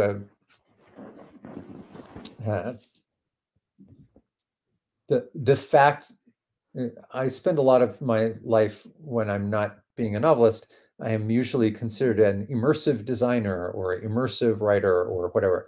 But if you put a VR headset on, it's still not as immersive as a book. Right. It's it's hard. Reading is hard. Like watching a movie is easier than reading a book. And I have learned this so many times in the last 20 years, um, that I happen to have put in a lot of time reading, so it's transparent to me. I open the book and I just fall into the world. But that is not everyone's experience, and I get that. And movies are a much lower bar to entry. But in terms of making the thing there, to quote Jordan Weissman again, um, Jordan loves to put little bits of text in the game if he can, because it's really cheap to produce. And as he says it activates the infinite resolution renderer. Yeah. Just That's once you've got someone imagining it, you know, you don't have to pay to render all those polygons. It's just there in their head. yeah. Right. Imagine you're doing like you said, you're self-projecting. That's I've become more keen to reading than I mean, I love watching TV and movies too, or we all get on the binge kick. We're Yep. gonna binge a show, Lord Yep. of the Rings, for example. You mentioned that you keeping up with oh my goodness sakes, the Rings of Power. Rings of Power. I've watched it. I'm probably going to watch every episode they make. I have so many feelings, Yeah. so various. Um, but we should probably draw the veil over that. Yeah. Yeah. Yeah. Yeah. No, I know. I'm no different than any other fan who has a very specific idea of the way things should be. Okay. Okay. Wheel of Time. Watching. Haven't seen it. Would you recommend? Yes. Yeah. I actually started clapping at the end of season 2 for the finale. Oh, That's how. Yeah. My wife, she's like, "What's going on in there?" Sometimes she watches these shows with me. right. I'm the geeky one of the family, we'll say, in a good way. In a good way. Yep, yep, yep. I I don't know if I would have ever guessed just based on the background. Yeah. Well, yeah. Yeah. We, um, I feel it's in a safe space. If you and I can't have a conversation where geekiness is okay, then right. where would we go? That's right. That's what I like to do with this. It's a different approach, I mean, I ask some questions, but I just like that engagement and that conversation. Going back to it's like sometimes I get, I reach out to folks, that are, and it's like, who am I? I'm just a guy that's got a little YouTube channel talking about something that I love. But I feel like maybe some people have had a bad experience if they try to do something along the lines of this. And it's like I try to figure out a way. I'm not a wordsmith by no means. I'm not, but I wish we could go back to the old way where I could call you and be like, "Hey, this is Stevie B." I'm better at talking than I am putting Mhm, it down, you see? mm, So I've been trying to work on figuring out a way to, because or if they just don't want to talk, that's fine too. But mhm, I'm not the guy that I'm not gonna push those weird questions or swerve in a whole different lane, when it comes to fandoms. Like you were mhm. saying, Lord of the Rings. Yeah, we all have our own which direction it should go or how it should Right. be. But we can all play. Yep, We can all play, like you said. And that's okay. And that's a good thing. And that's a lot of creativity there. And could stem other ideas as well. Right? I agree. So yeah, I'll probably end up writing a book with you. That's where I'm getting. No, I'm just kidding. I'm just joshing you. Um, so yeah, I'm. We've talked about a lot of good stuff here so far. I'm really enjoying talking with you. Oh, This good. is, and this is fun. I'm having a blast. I've waited all week for this, by the way. Well, Um, whew, yeah, you're like, well, I know you're busy. can I juggle? Do I know any jokes? I wanna try to make it worth your while anyway. No, you are. Um, so going back to Yoda, Dark Mm, Rendezvous, a little bit. yeah. We'll swerve all over. That's okay. I'll let you drive for a little bit too. Um, Scout, Yes. the character Scout. Now she never gives up. She's got a lot of courage, and I've heard that she was created for your daughter. Um, Is that a true? it there so my daughter is important to this book, and there's some truth to that, but in fact, this is the character of Scout is you you said, "Could I ever have imagined in 1977 that I'd be writing a Star Wars book?" Yeah. And I said, "No, it wasn't really a thing." But I can tell you that in 1977, I did have the thought, "You know what'd be interesting is a story that started, the Force is weak in this one." Mm, So I actually had that thought, since 1977, 78, thinking Wow. it would be fun to write about someone for whom, like, we always get this story to the point that I just don't need to see the story about the chosen one again. Over and over, yeah. As as beautiful as Dune was, I was like, "Ah, yeah, the chosen one." For some reason, I'm just more drawn to the people for whom it does not come easy. Uh, so yes, the idea of Scout as um, the the least talented Padawan in the temple is a very old idea.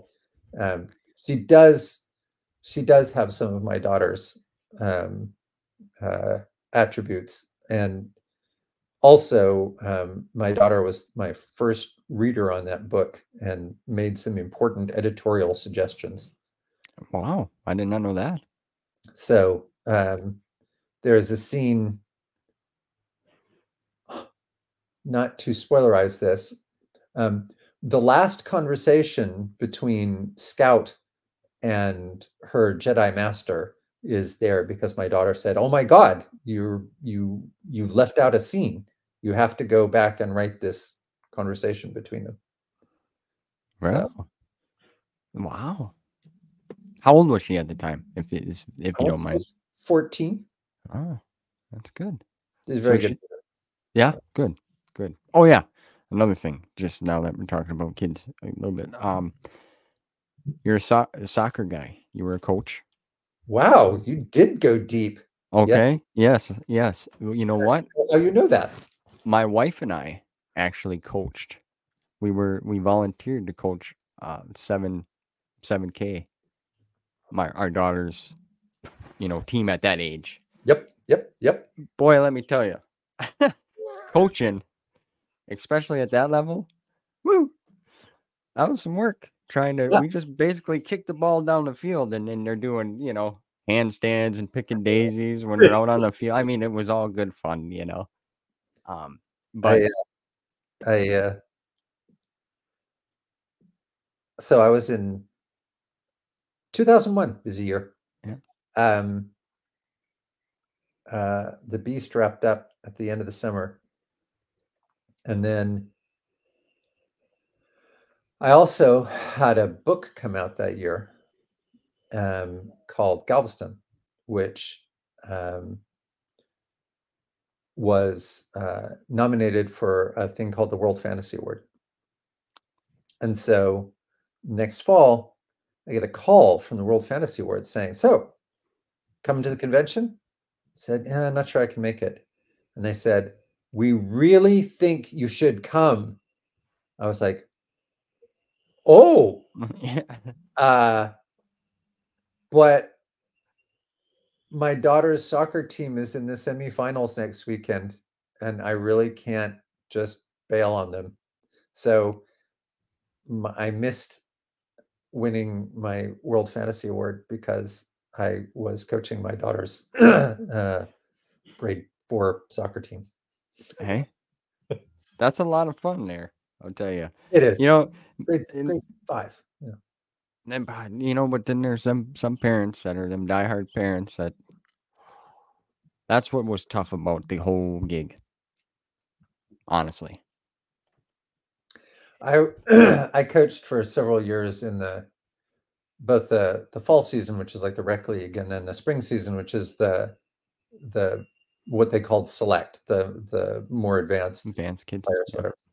And parents whose kids parents who want their kids to get college scholarships are very, very intense. Oh, And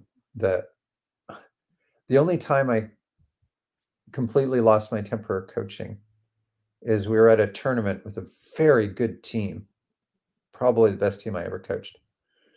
And uh,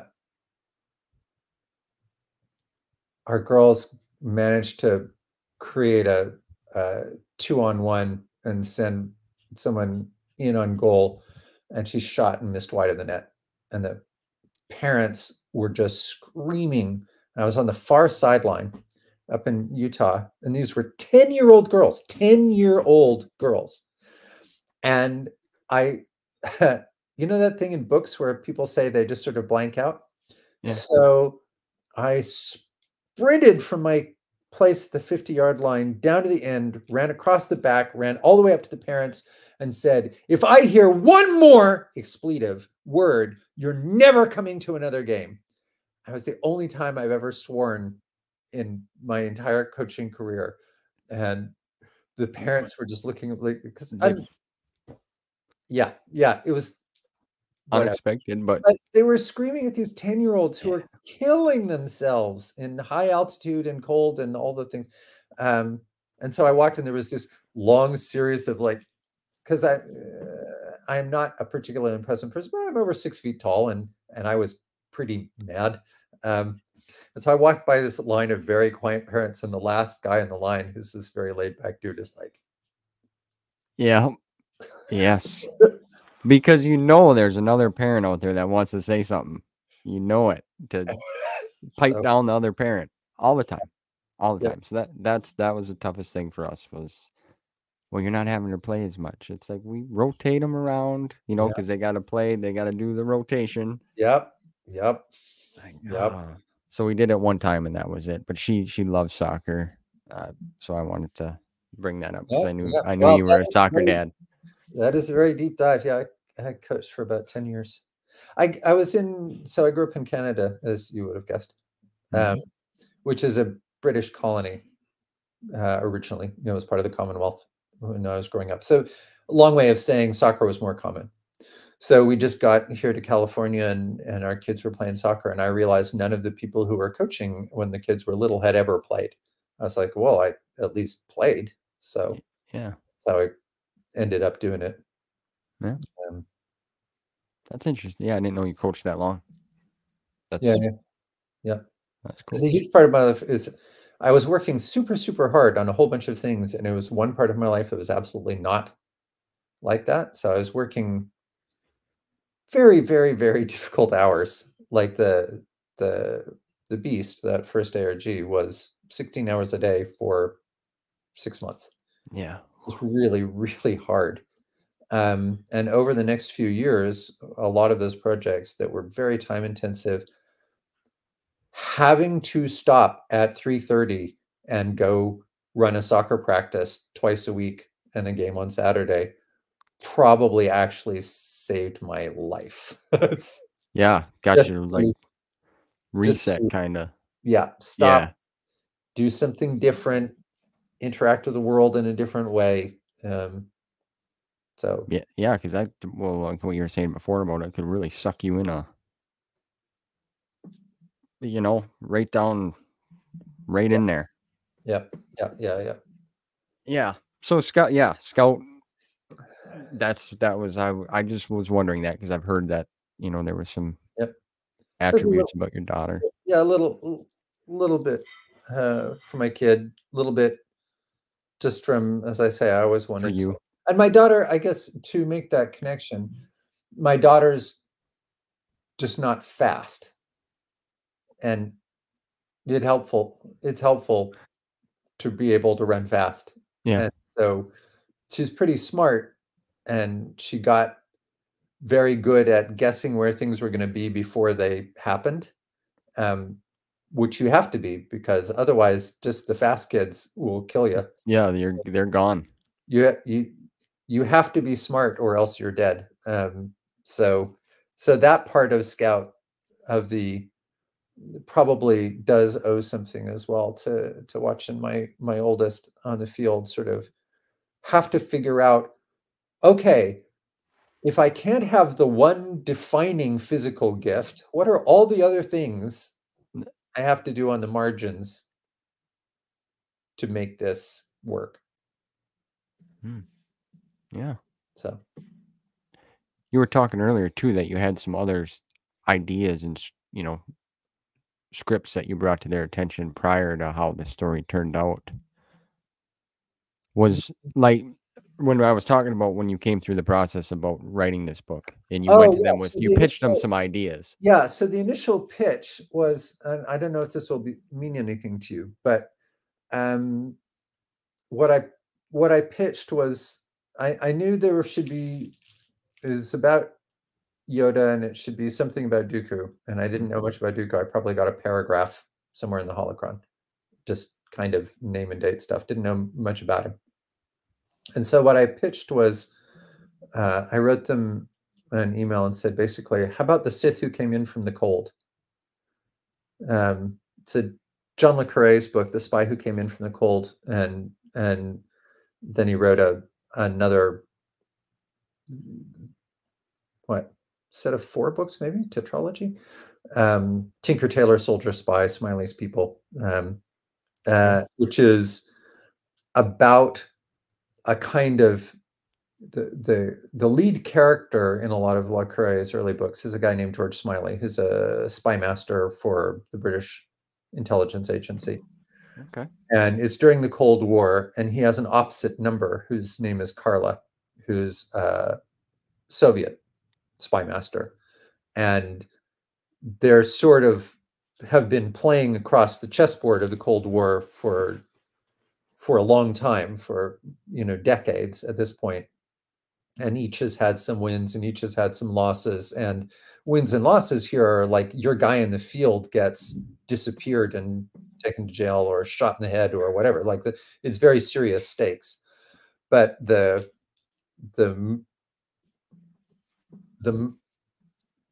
movement through part of those books is eventually, besides just the chess game, can Carla get Smiley to defect, or can Smiley get Carla to defect? So which one of them will make the other one's position so untenable that they're going to be killed by their own side? Oh man. And have to make the jump. Yeah. So I had those Le Carré books in mind, and I said, so here's the setup. Yoda and Dooku, we're getting to a moment where everyone can feel we're near the end game, and they're each going to try to flip the other. And so it's a little Le Carré novel underneath our Star Wars mixed in, yeah. So that was the pitch. Yeah, the Sith who came in from the cold. And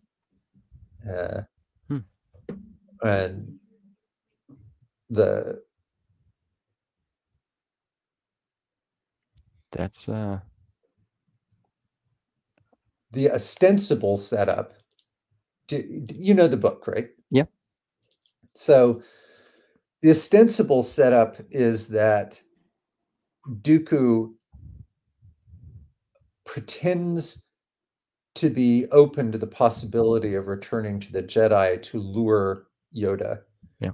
But what Dooku doesn't wholly realize maybe is that he does kind of want.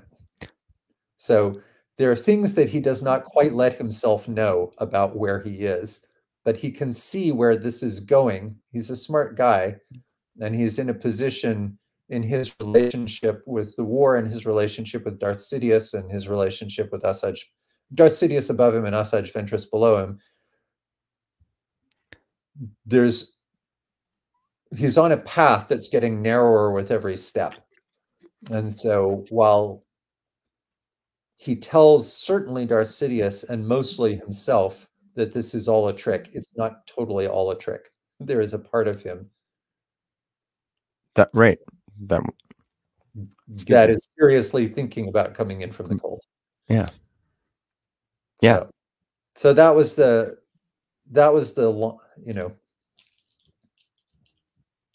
I was going to have my Jedi in whom the Force was weak, and then play off that with the Jedi and Padawan in whom the Force was strong. And then the plot line was going to be this sort of who can turn whom.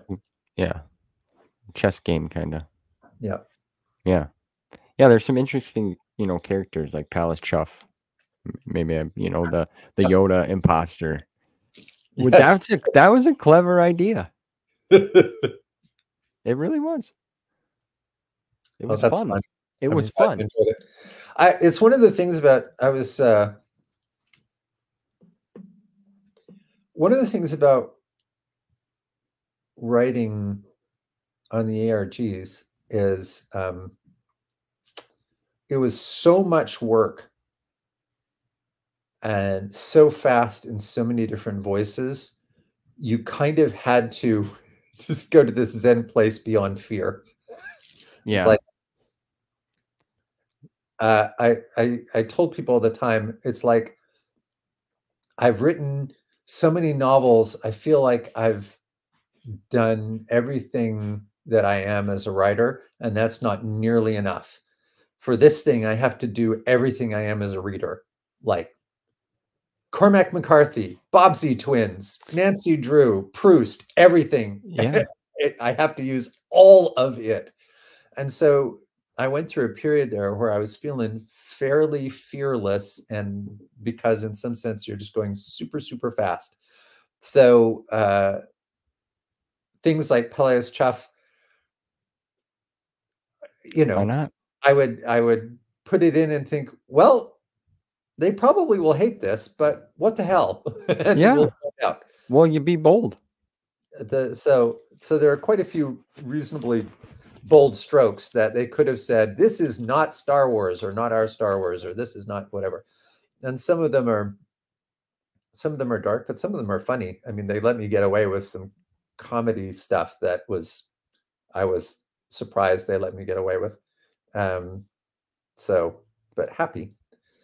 Um, Well, yeah. Well, since you mentioned that, do they really like nitpick through it? Be- You know what I'm saying? Nothing. Oh, My total editorial input from Del Rey in my memory, someone from Del Rey could show me an email that said something differently, but it was like, hey, you use this metaphor, we're gonna swap it out for something that feels Star Warsy because it references this sort of, you know, something else. Mongolian lizard head thing. Yeah, Or yeah. like it was tiny stuff like that. I never got any pushback. Maybe it was just because they were super behind schedule, but I know there are people who've had sort of a rough back and forth, but I've got no complaints at all. They gave me carte blanche and didn't, like, Mm. any mistakes that are in there are my mistakes because I didn't get told what to do Well, that's good though. when I mean, I don't know if they're. I would just.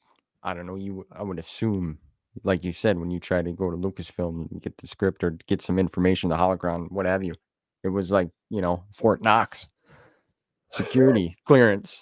that's You right. know. Yeah. Um. Yeah, there's a magic thing. I mean, for sure they fixed a lot of details. Said, that thing doesn't have a moon that's quite like that, or this race has tentacles, not hands, or whatever. Um, I was super happy to help that help. Yeah. But Yeah. sometimes also in a work of fiction,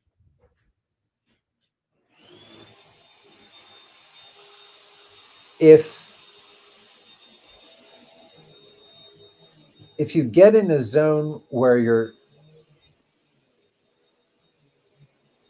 lots of improbable things happen in Ferris Bueller's Day Off, but the tone is immaculate, and you just go with it. Yeah. Another one of those for me is Raising Arizona, the Coen Brothers film, which is Man, a work of genius. I haven't seen that in forever. Yeah, you should Nicolas Cage classic. go watch it again. It is the funniest movie ever made, or certainly in the top 10. And you're 15 minutes into that film, and there's a guy. Nicolas Cage is on the bottom bunk in prison, and there's a guy on the top bunk above him who's talking about, when there was no food, we ate crawdads, and when there was no crawdads, we ate sand. Nicolas Cage saying, sand?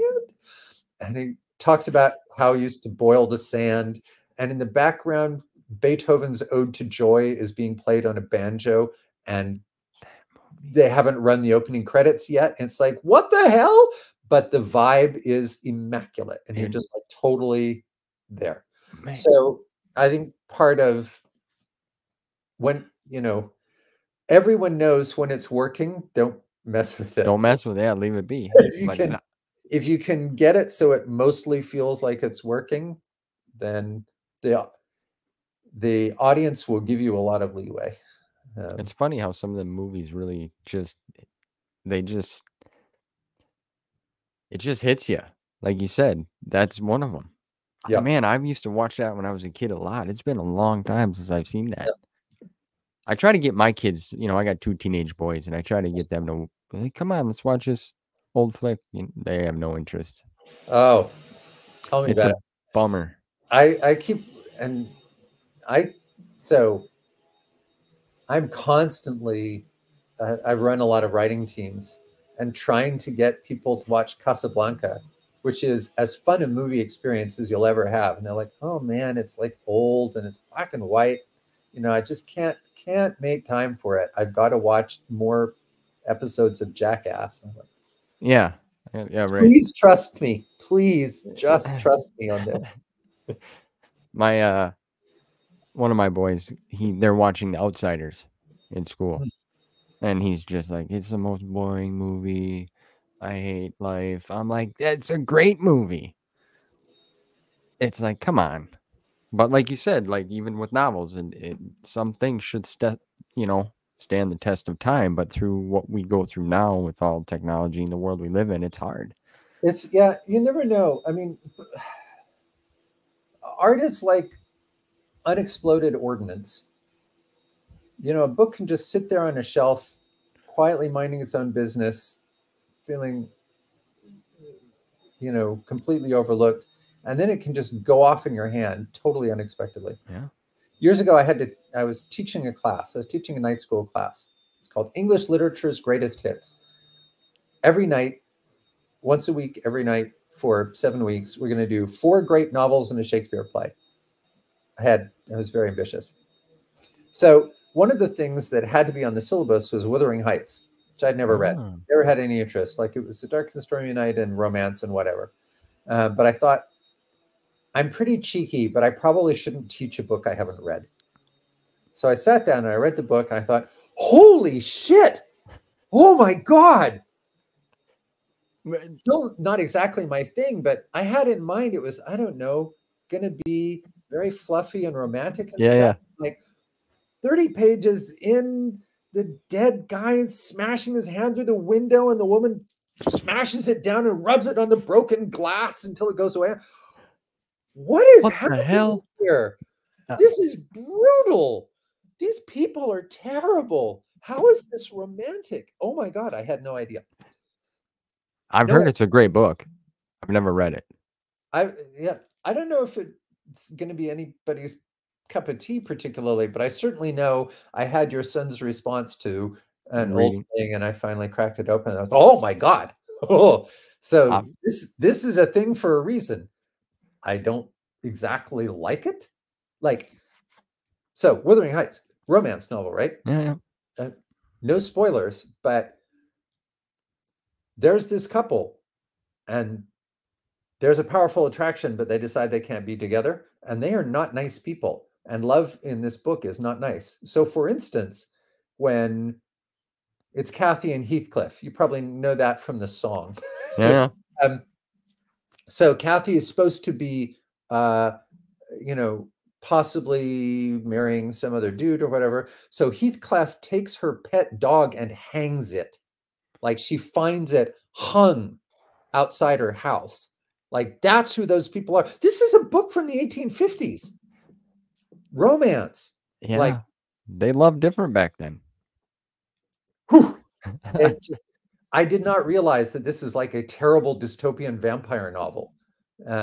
Nothing had prepared me for that. And so that'll happen every now and then. You'll meet someone who says, yeah, mostly I do X, but then I, watched some old movie or read some old book and then it just goes off. It's like, it was unexploded ordnance, and it was still, you hit it at the right moment, you step on that mine at the right moment, man, it will go off.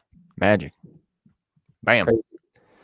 Well, you were rereading. You said you reread. Did you reread? Yes. I reread Yoda Dark Rendezvous before that. I don't actually remember what happens in books very much. I remember whether I like them or not. Yes. But they're like dreams for me. They're I'm very vivid when I'm in them, but I holy don't shit. afterwards. I only if I open them up, sometimes I remember. But this, in fact, also extends to stuff that I write. So my Yeah. wife always has a better memory of what happens in books that I wrote than I do. And sometimes she'll make little allusions, and then I'll say, "Huh?" She said, "You wrote that." And I was like, "Oh." So I thought it would be embarrassing to show up at a con and people would be asking me about stuff, and I didn't remember that it happened or who the characters were. Yeah. Like when you were saying Pallius Chuff, I was like, "Oh, got it." Yeah. I But remember. no chance if I hadn't reread the book this year that I would have remembered that. That was a perfect analogy. Like they're like dreams. You're right, because sometimes I have a hard time remembering things like that too. But in the moment, in the experience, Super vivid. it's super. Yeah, it's like right there, man, and it's great. But then, okay, 2 weeks later, it's like, yeah, oh Uh, yeah, oh yeah, yeah, the psychologists have a term, state-dependent memory, and you'll see it when you have a dream is super vivid, and then you wake up, and then later on someone says, "What was your dream?" and you can't remember, but then you go back to bed, and as you lay down, it comes back to you yeah. because you're back in the same situation. Um, Interesting. so I think I feel that quite strongly. I have this theory based on nothing, no science, total BS, but that thing in your head that says this is just a movie, I don't really have that thing. I can't Mm, watch scary movies. My kids were getting me to watch The Haunting of Bly House last night, and it was like, nope, can't, because I just don't have that thing that says just a movie. yeah, And I somehow relate that to when I'm in it, I'm really in it, and when I'm not, it is like a dream. dream. Yeah, yeah. It, it vanishes I again. like that. I like that. Yeah, I don't. I'm not a big scary movie guy anymore, especially when it comes to like possession stuff. I'm like the '80s horror guy. Freddy, Jason. Like I can watch that stuff because like Robert Englund was a fantastic actor and how he portrayed the character. It was good. I don't know if you're. I'm sure you're familiar with the with I, like I've Nightmare never, on Elm Street. I have never. It was very clear to me that I would not go into a theater and have that experience. Yeah. Okay. All right. Well, I, that's good that you reread the book because it's 374 pages, and that's actually before we get. I got so many questions I got now. No, I'm just kidding. let's do it. No, I don't have any questions. I just having some fun. This is a fun conversation. I'm loving it. I will. So, a total sideline because I think no people listening to this were expecting to hear a story about Vladimir Nabokov and Tolstoy. So, Nabokov is a Russian novelist who wrote Pale Fire and Lolita is probably his most famous book. Um, and he used to teach at Georgetown, and he taught a course on Russian literature, and people were very excited that he was teaching a course on Russian literature, famous Russian novelist, Russian literature. Full year course, and no papers or exams until the final. And the final exam was one question. In Anna Karenina, when Anna goes to meet Vronsky at the train station, she has three objects in her purse. Name them. Oh boy! Wow. Now, as his supposed defense was, he doesn't want to impose critical readings, he just wants people to read attentively. As the child of a university English professor, I will tell you that that is an amazing scam to get away without having to do any marking ever. Um, Mm. but Mm. you could just imagine you spend a full year course and it comes down to there were Three of the things: 4,000 pages you've read, there were three things in this chick's purse in this scene. Name them. And that's your grade. a ball of yarn, some knitting needles, and a pack of gum. String or nothing, a golden ring. I don't know. Right? That's crazy. Yep. Wow. All right. Anyway, sorry. No, Enough Tolstoy. no apologies. This is fine. I like this. This is what I like. I'm mixing in the book because, like I said, it's great. I read it back in. I had it wrote down here. October of 2022. That's when I read it. I was going through the timeline. Oh, That's what I started from the well, that's beginning. interesting. Why so late? What caused you to read it?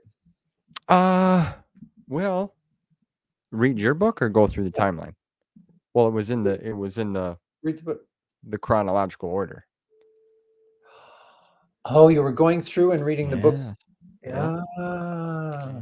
And mine's the last in that In sequence. the yeah, well, I was and when I first started getting involved with learning about the books and how deep it was, I was kind of reading onesies and twosies, but then it's like, no, let's go back through this whole massive timeline and Oh, start going through. wow. That is quite I mean, you must have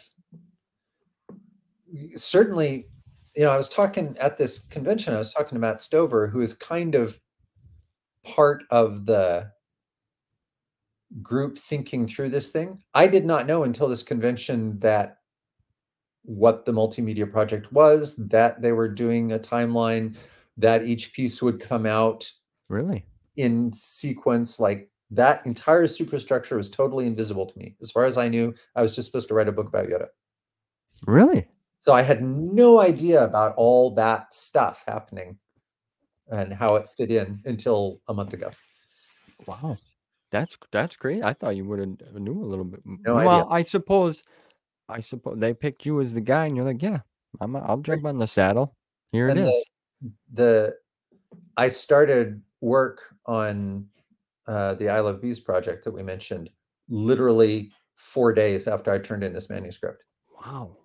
So, I was just doing the next thing. Yeah. Well, yeah. Wow. And do you normally work that way, where you just kind of, bam, next project, or it just fall? I guess it depends how it falls into motion. So, uh, the thing about freelance work is when someone's willing to pay you a check, you pretty much work right then. Right then. Yeah. Yeah. So You're a contractor. you're a contractor. So Yeah. Yeah. I've been in uh, that business. when there's work to be had, you do it. Yeah. Uh, It's interesting because, I mentioned this to you when we were chatting off of here, but you wrote a great piece with a great story with some fun. Like you said, there was a little humor in there. The apprentice tournament really stands out to me. I thought the oh, battle cool. sequence was amazing. Like that's when I think of the book going back, that's the main thing in my head is just the battles. Like I love Yeah. that. The tournament was just I was like I remember in that moment I was just so damn excited and it just captivated me. It's like this was So really well written. so I said that when I was 12 years old, I thought a story about the forces weaken, this one would be a fun thing to write. Yeah. When I was 12 years old, I was also a fencer because of course I was, and so the other thing that I'd carried for a long time is I actually know something about tournament sword fighting. And I feel like someday I should try to write And actions, fencing. action sword fighting scene. Yeah. Now, lightsabers are a different kind of sword, but and there's some real have you ever done any martial arts? I took some taekwondo for a while, yeah. Okay, so I'm going to assume that it is in taekwondo as in other things. Um, in fencing, it goes very, very, very fast. Yeah, I've And seen yeah. if there's a difference in skill between the competitors, like any significant difference in skill, that is a Instant. 1.4 second long encounter. And that, of course, is terrible for like movies or books or whatever, when you need time. It's more like dance. Yeah, It's got to be fun and grappling and all action. It feels like half the world knows and half the world does not, this very fundamental thing that an action scene is just another way of writing character. And if you're not writing character, what you're doing is a lot of just minute after minute after minute of really boring stuff happening. Um, an action sequence is just another form of people having feelings about other people in a moment. And as soon as you lose that, it becomes dull. So actual fencing has very little clash of personalities. It's usually about who's better at waving their sword around than the other guy.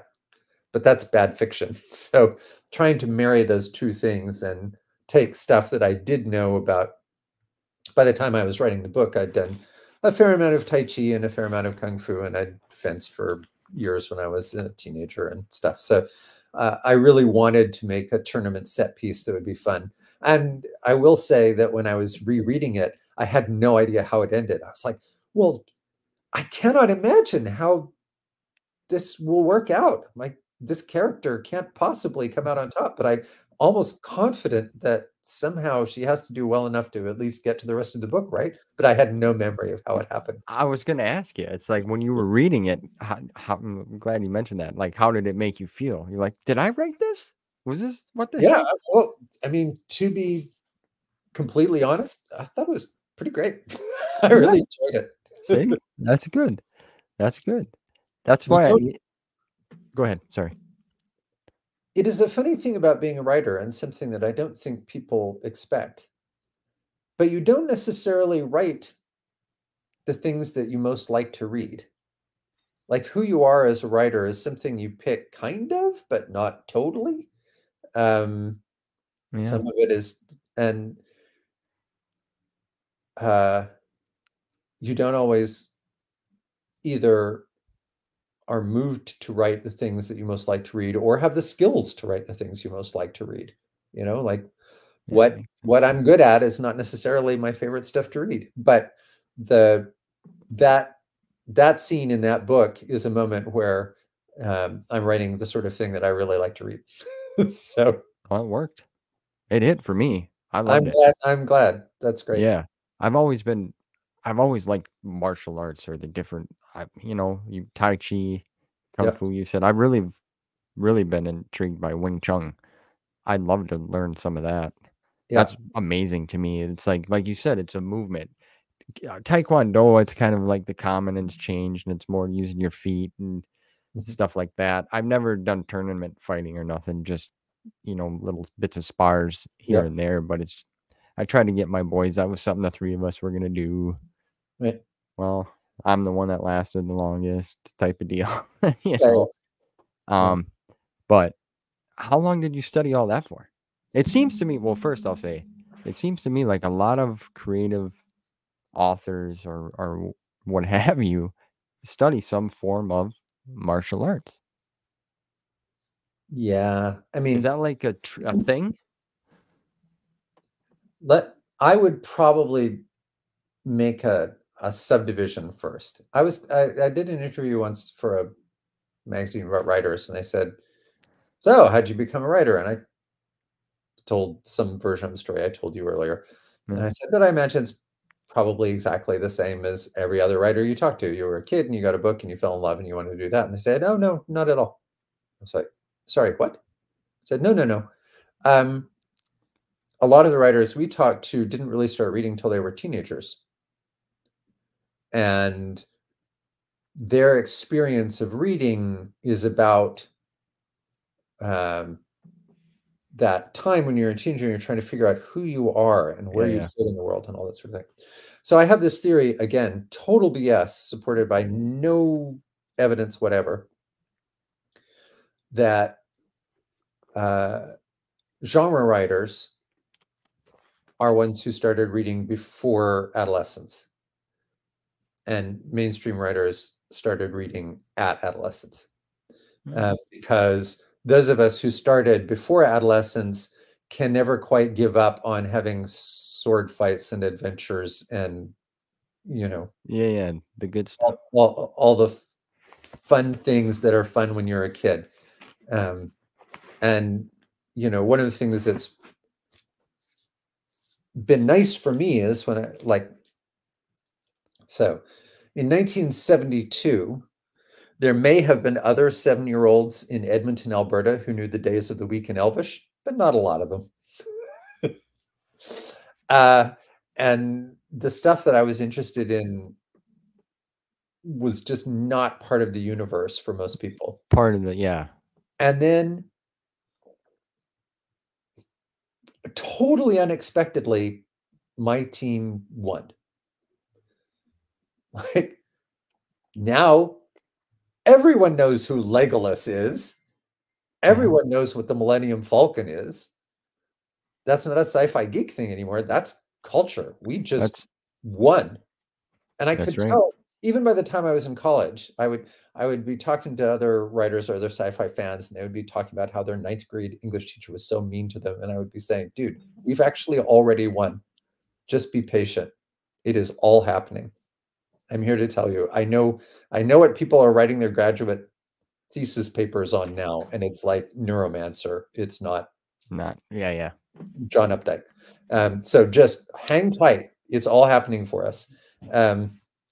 So that happened. And then a generation of writers, again, when I started, I was one of the few writers who would have books that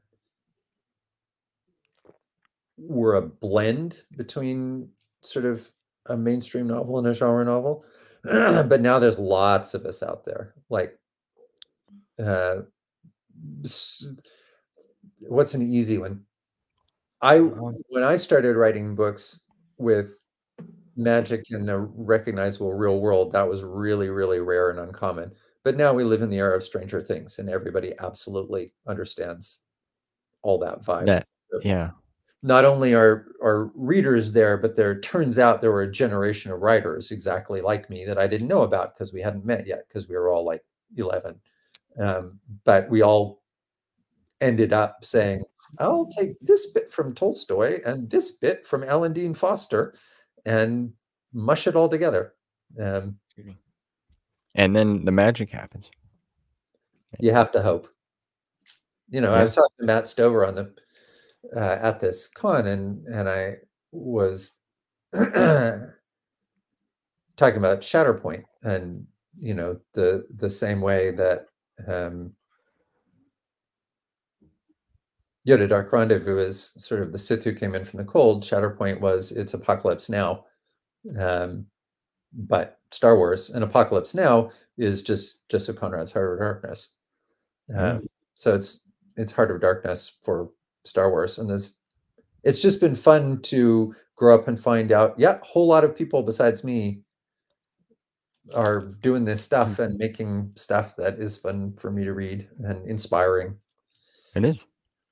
Yeah, there was a lot of you guys got. I'm sure some of the conversations you guys all had, like you said, Mr. Stover, Mm.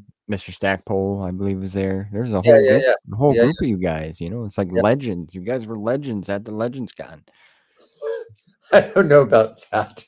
Well, I mean, Matt and Mike have, a big body of work and a big influence in the Star Wars canon. I yeah. sort of came, I'm like Haley's Comet. I came from way over left field and said, hi, and did my thing, and then moved rapidly into another Oh, place. But I it love was that. super fun to be part of that and super fun to talk to them. Yeah, but you did your thing and you made your mark.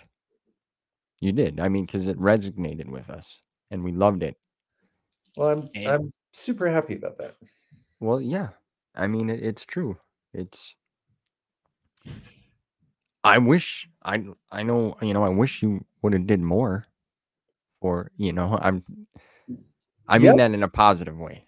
I Well, don't know the logistics of everything behind the scenes. I know you were really busy at that time, like we were talking about, but I just wanted to say that, again, it's like because it was a great novel. well, and what can I say within the limits of not violating any disclosures? Yeah. I believe I am legally permitted to say that I was part of the team that made Galactic Star Cruiser, um, which the Venn diagram of people with live role playing experience and people who have written Star Wars books is a pretty small overlap. So I got a chance to play in the galaxy far, far away, and was super, super proud of the work that came out of that. Well, good. Yeah, I won't ask you anything about that. I don't want you to. Yeah.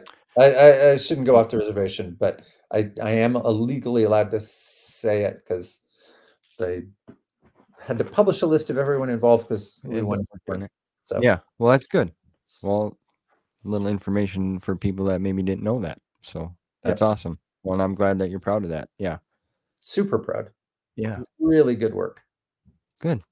um, That's by awesome. so many people. But Um, you got to you made your mark though. And like you said, you flew in, you did your, like I said, you had a mic drop moment in a positive way, which I learned that from my kids.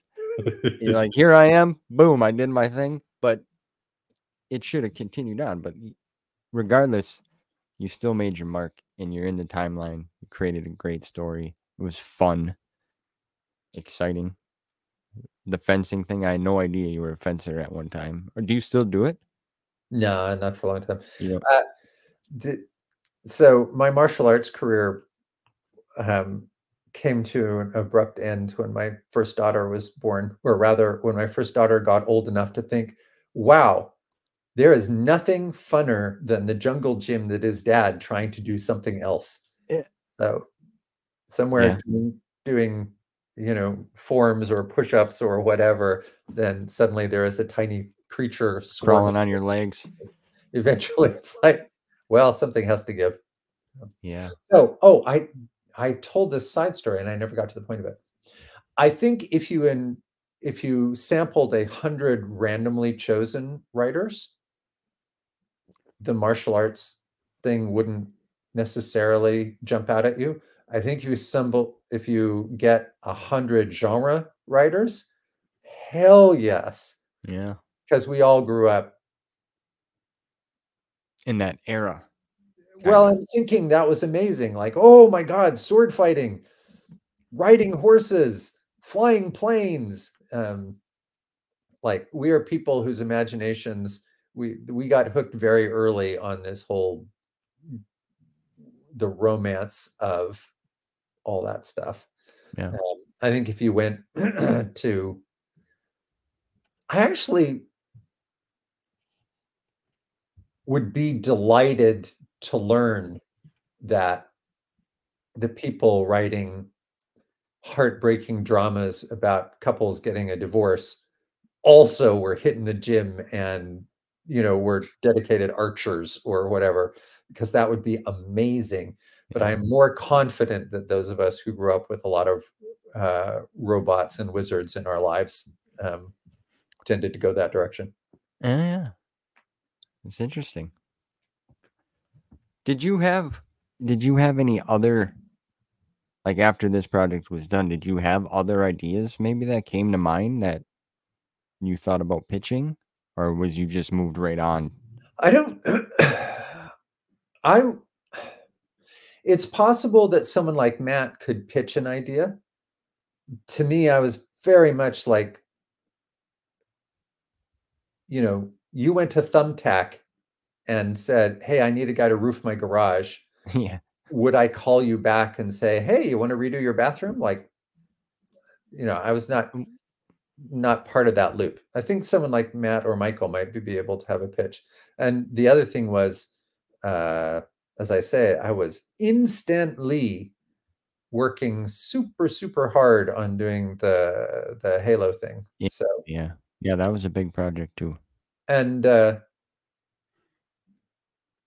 was fun. One of the things that was fun about that work is it had a lot of components in it.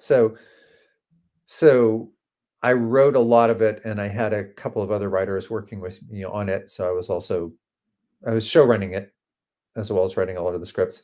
But I also did um, I directed all the voice actor work. So I would fly to LA and do the VO sessions with all the actors. So there were lots of fun different parts Yeah, that uh, you get to play. to do. Yeah.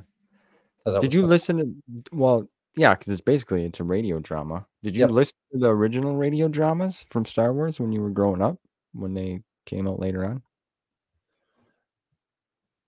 I guess I should say there are Star Wars radio dramas. Okay. Well, I'll have to I had send you a link because they're great. Yeah. The only time I remember hearing the only radio drama I remember hearing with the sci-fi element anyway is sometime around 1980. I caught an episode of the radio drama version of Hitchhiker's Guide, which was a radio play before it was a book. Um, but that was Yeah. the only time I've ever heard anything like that. Really? Well, I'll have to send you some information. Oh, that's super fun. Yeah, they're great. Apparently, You're they finally decided to do audiobooks for this run of EU uh, books. yeah.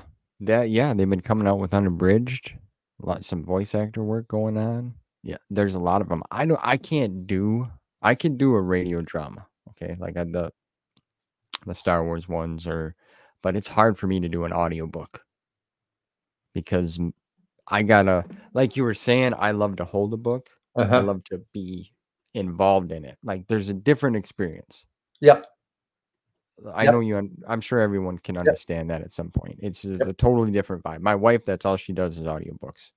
That's funny, She isn't it? she loves them. She loves them. I can't.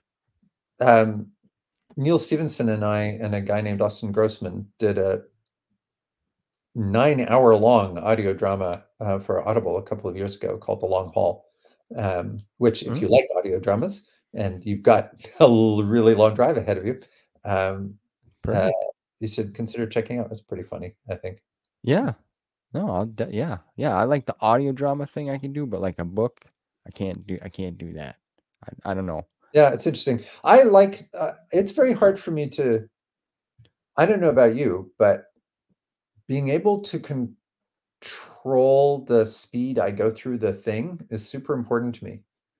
Um, Mm, it's one thing I like about reading is if I'm going on a website and it says, here's a video clip about this thing, I'm like, oh, if it were just text, I could find the bit I need quickly and skip the bit I don't care about quickly, as yeah. opposed to, I don't know.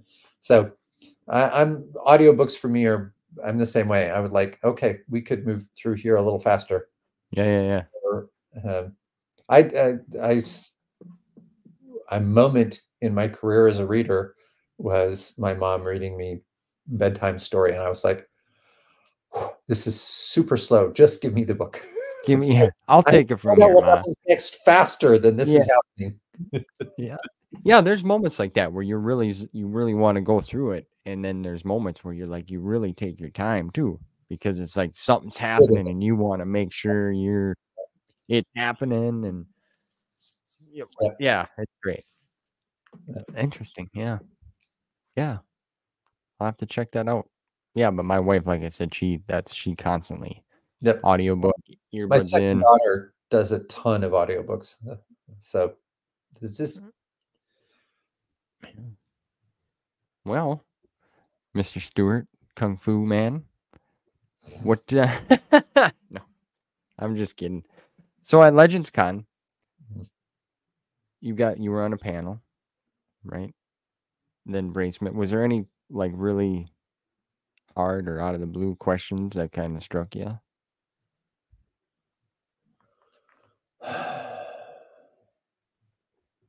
that you can remember? I've never been to a con, so I don't know what that experience is like. I've only lived Mm. it through the fellow YouTubers that I follow or and the friends Yeah, that I've yeah, yeah. made that share. So I don't think there was anything that struck me as especially hard. There were things that were pretty thought-provoking. It's nice, well, okay, you know enough about me to guess that I like the format of being able to let the audience bring their thoughts and their questions and be a little more of the dance. Um, yes, yeah. I don't I don't really like to, a bad panel is three people at the front of the room talking to one another, congratulating themselves on being the three people at the front of the At room. the front of the room. Yeah, yeah, yeah. But a good panel, when it really works, is you have thoughtful people on both sides and kind of sparking ideas going back and forth. Uh, Okay. it was fun to listen to um, other like well, this is a dumb one, but yeah, finding out there was this whole multimedia experience, that was informative. And Well, it's that. listening to Matt talk a little bit about what it was, how that came together, and the roles that different media could play, and meeting some of the other people who held the canon together. And then I'm always struck by,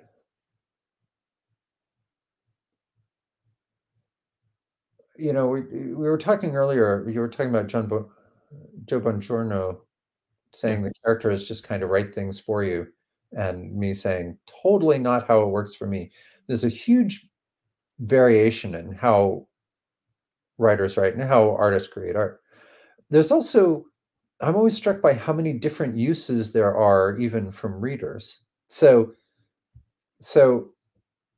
probably the oddest question in one sense was a guy came up to me after one of the panels and said, "Hey, can you tell me what color the sea was on Vigen?" And I'm like, well, Hmm.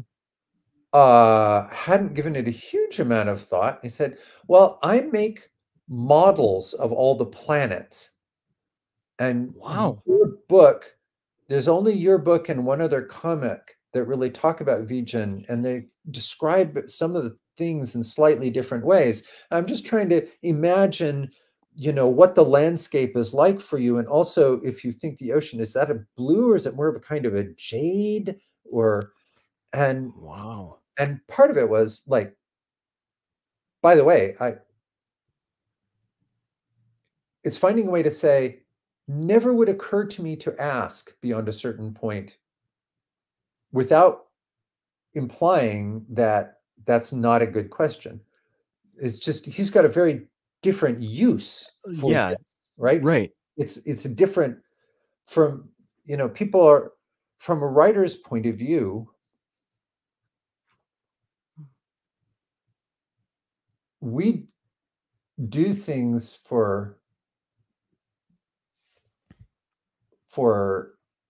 story purposes, and we show things that illuminate, a character moment or something like that. Yeah. Yeah. But somebody else who's trying to build a costume or a diorama, Some more they need, detail. like, I'm really very colorblind. So, uh, what I'm thinking about in a scene is so different than what he needs to be What thinking he about, the visual. Yeah. Yeah. make his thing. So I think that's one of the ones, and it wasn't a bad question. I just felt bad that I didn't have a sort of stronger canonical answer for him.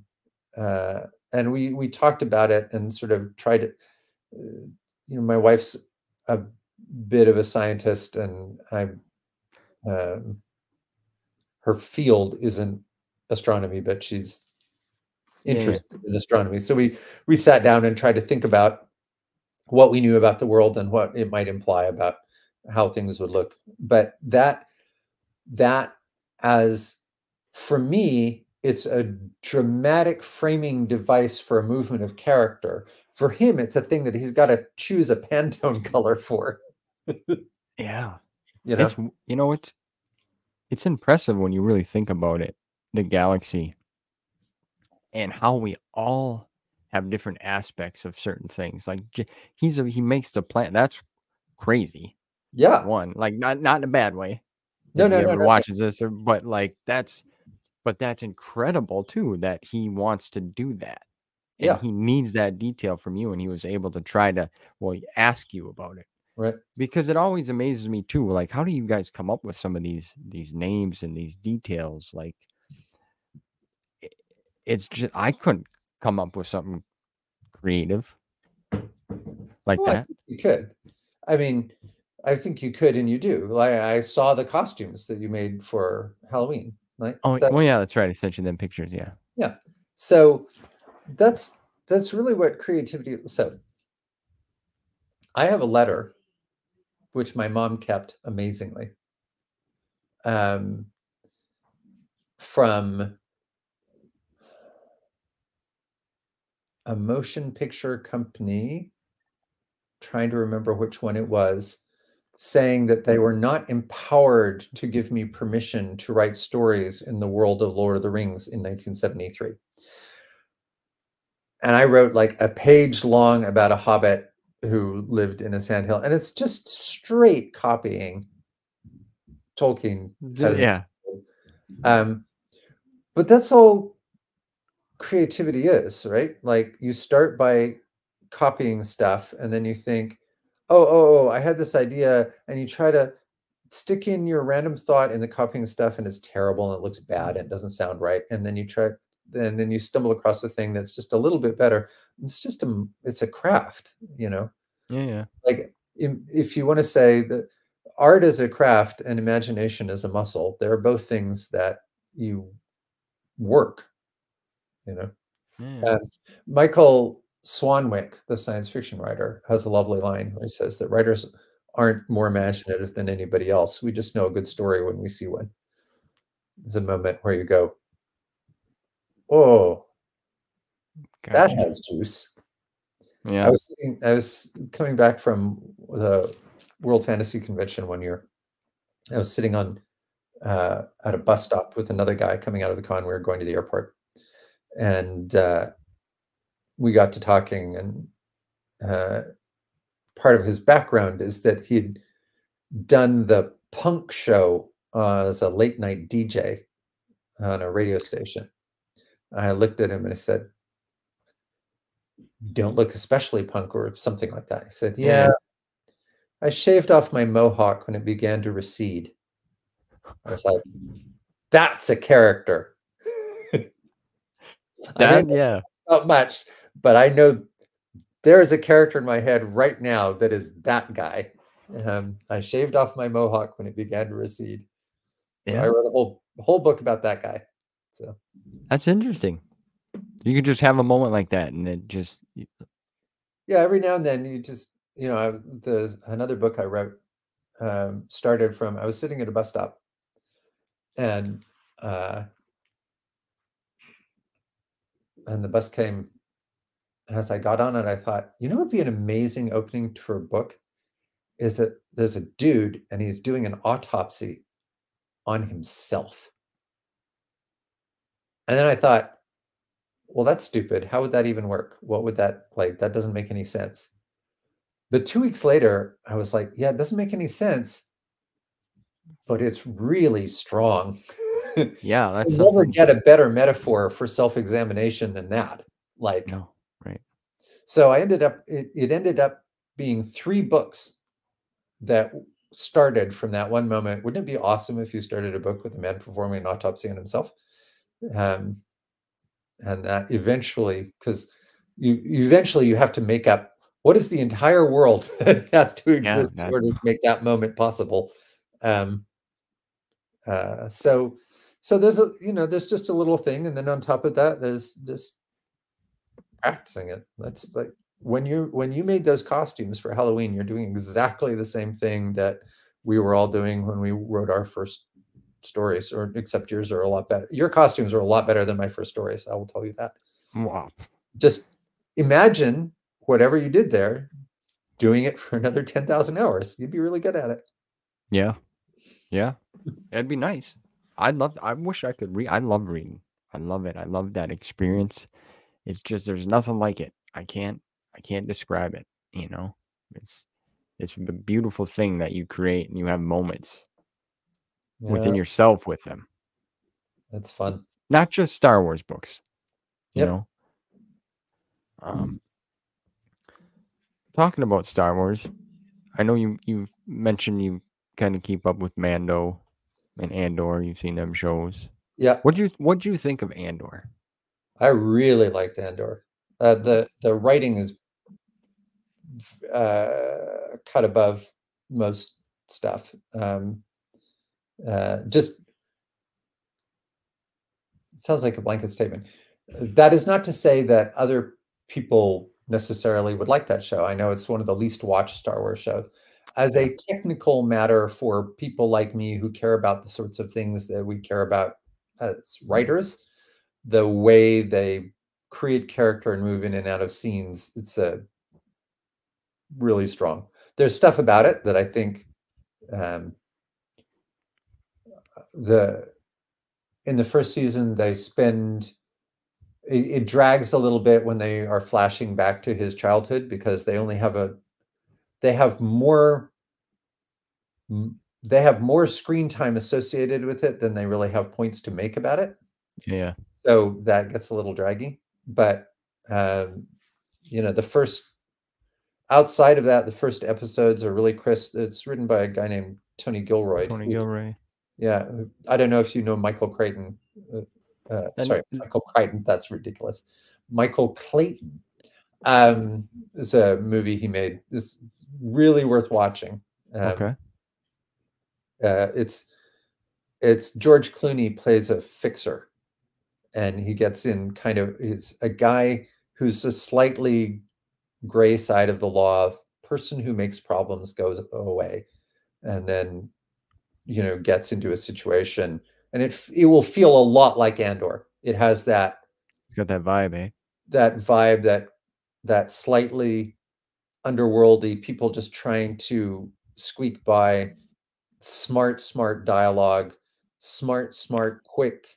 Like the moment in Andor where they're just bringing someone into the lift at the security building, and they skip the whole scene of them being interrogated, but shit, he's made. Yeah. They cut it instantly, and they're over on another side, and he's doing a thing, and and he doesn't, that he's been made. So I really enjoyed that. Really enjoyed the prison break sequence. I'll be honest, yeah, I didn't enjoy it at first. Not that it was.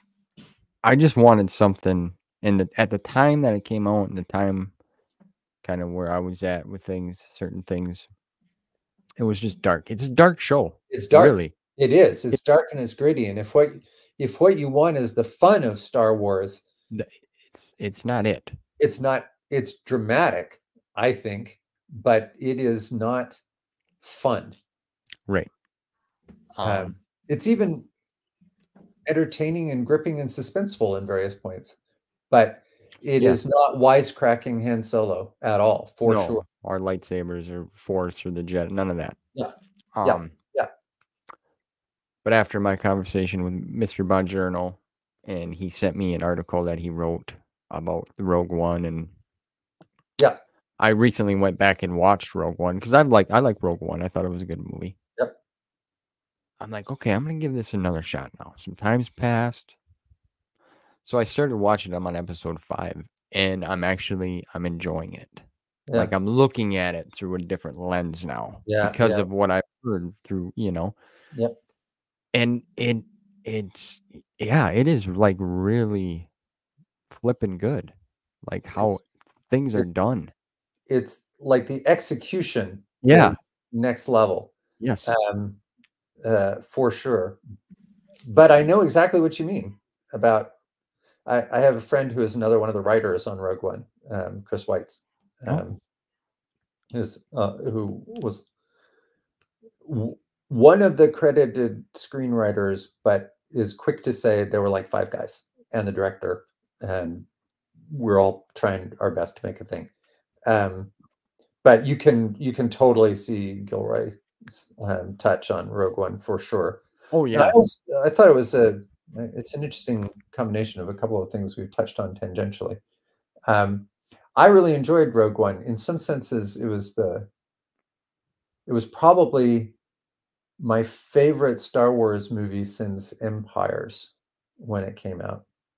And it's built very clearly on I'm that much older than you are. So when I was a kid, there was still a big part of the entertainment space was World War II movies. Yeah. And it's very clearly modeled on The Dirty Dozen or those there's a small group of unlike people going to do an important task, which may go very, very wrong. Bad. Yeah. Or and there's no guarantee. And the moment in Rogue One when spoiler, when you realize that it's going to go poorly, is a moment. Yeah, it is. You know that the ending too, Yeah, when they're on the, we'll say, the beach, and they're watching. Here it comes. yep, Like that. Like for a moment, I was like, and I'm not trying to jump off subject here, but like the where we're at in the world, yeah, like that. That's what that would be like. Like yeah, for yeah, real, for real. yeah. And I think that's one of the things that is both a strength and a weakness of Andor, is that it's the first piece of Star Wars that said, no, no, no, no. Let's talk about what it really felt like to be in the Empire. Yeah. What is it? What is the grinding, weirdly impersonal hand around your throat, day to day feeling of that it's not fun, like the slow, relentless pressure of being crushed by this giant By the thing, man. Yeah. by the man. And they really deliver that in a way that's, speaking in storytelling, it's really important because Andor really presents himself, that character's journey. He's going to end up as a revolutionary hero, as it were, and he starts as just absolutely uninterested. Yeah. Right. Just it to go back to Casablanca, right? He's Rick. I don't stick my neck out for nobody. I'm just in it for me. And you Yeah. have to get him all the way over to um, Well, joining your. that's real life. That's what some people live like that. The grind, the day to day, you're in the shit. That's right. And getting him to the point where he is like, okay, I'm going to sign up, and Let's do it. the the work with like you're right in the moment of my memory is those middle three episodes are there are parts of them that are kind of draggy, but the idealistic, the guy who writes the manifesto, um, who's sort of quite idealistic in every way that Andor is not, Yeah. is a really important character both for the story and for Andor's story. The Are you talking about Luthen? names. Luthen Real? Uh, The he plays in the shop and with Mon Mothma, like he's trying to sell trinkets and things, and then he's like no, no, no, no, no, no, no. I mean the young guy who's full of idealistic thoughts about the revolution, who's part of the crew that does the heist in the middle. yeah, yeah, yeah. I Without can't. spoiling it, he doesn't make it out of episode 6. Yeah, yeah. Well, I'm not to episode 6. I'm on like 5, but I know who you're talking about. I can't think of his name. Luthen Real really sticks out to me as a character. Like I really love him. Yeah, Like his whole, he's who I'm talking about. yeah, yeah, yeah, yeah. You sets Right. up the yeah. Yeah, he's Skarsgård, right? Skarsgård. Yeah, yep. Yeah, yeah, Phenomenal actor too, by the way. yeah, yeah, yeah. He's been in a lot of things. Yes. So yeah, I really enjoyed Endor, but I also understand why it was not everybody's cup of tea. And when you're looking for Fun. what I hope is that kind of work is allowed, if you know what I mean. Yeah, yeah. It'd I think be sad if no one could do things in that palette. yeah, no, I totally understand what you're saying. Like them are stories that need to be told, and it's real. They're real stories. Like they can resonate with life Mm, as it is mhm. now. And I think as it's like season 2 comes out, I think it'll probably catch on more. It'll be super interesting to see how. The other thing is that we were still just coming out of the pandemic, and Yeah. did we want more grim, dark? Well, that's what I mean. Like You it know, was kind of a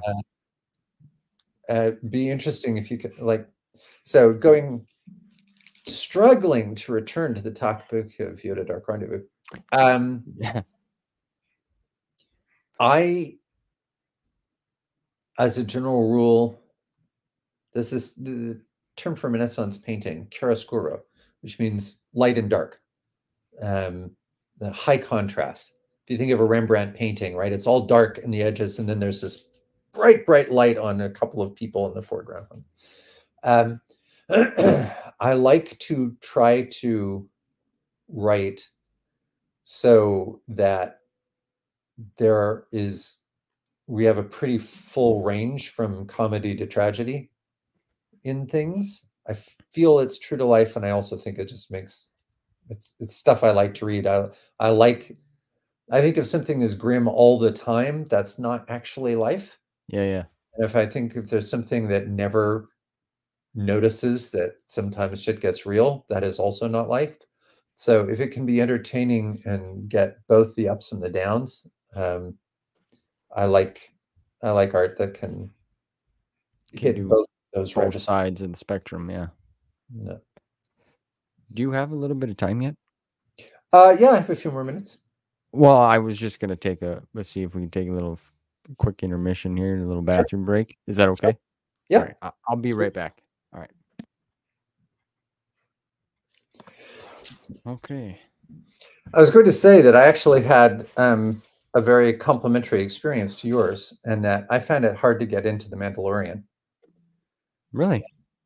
Yeah, because our main character is just kind of a mass killing psychopath. What? Why? Why are you asking me to spend a time with a person who just murders people for money? That's the thing? No interest. So I hung in there because other people in my family were watching, and eventually we moved past that thing. But it's hard for me to get really excited about people who murder people for a living. That's Well, not who I like in a main character. yeah, yeah. I can see that. Nobody's ever said that before. I've never heard that. So that's good. I mean, I think it's a bounty hunter tale that they brought in. Well, obviously Grogu, Baby Yoda, as like a thing to make it soft and kind of to turn Yeah. him. No, I totally get it. It's like The Professional, right? Yeah, yeah, yeah, But The Professional, your point of view character is Natalie Portman's character, and here it's like your point of view character is the psychotic murderer.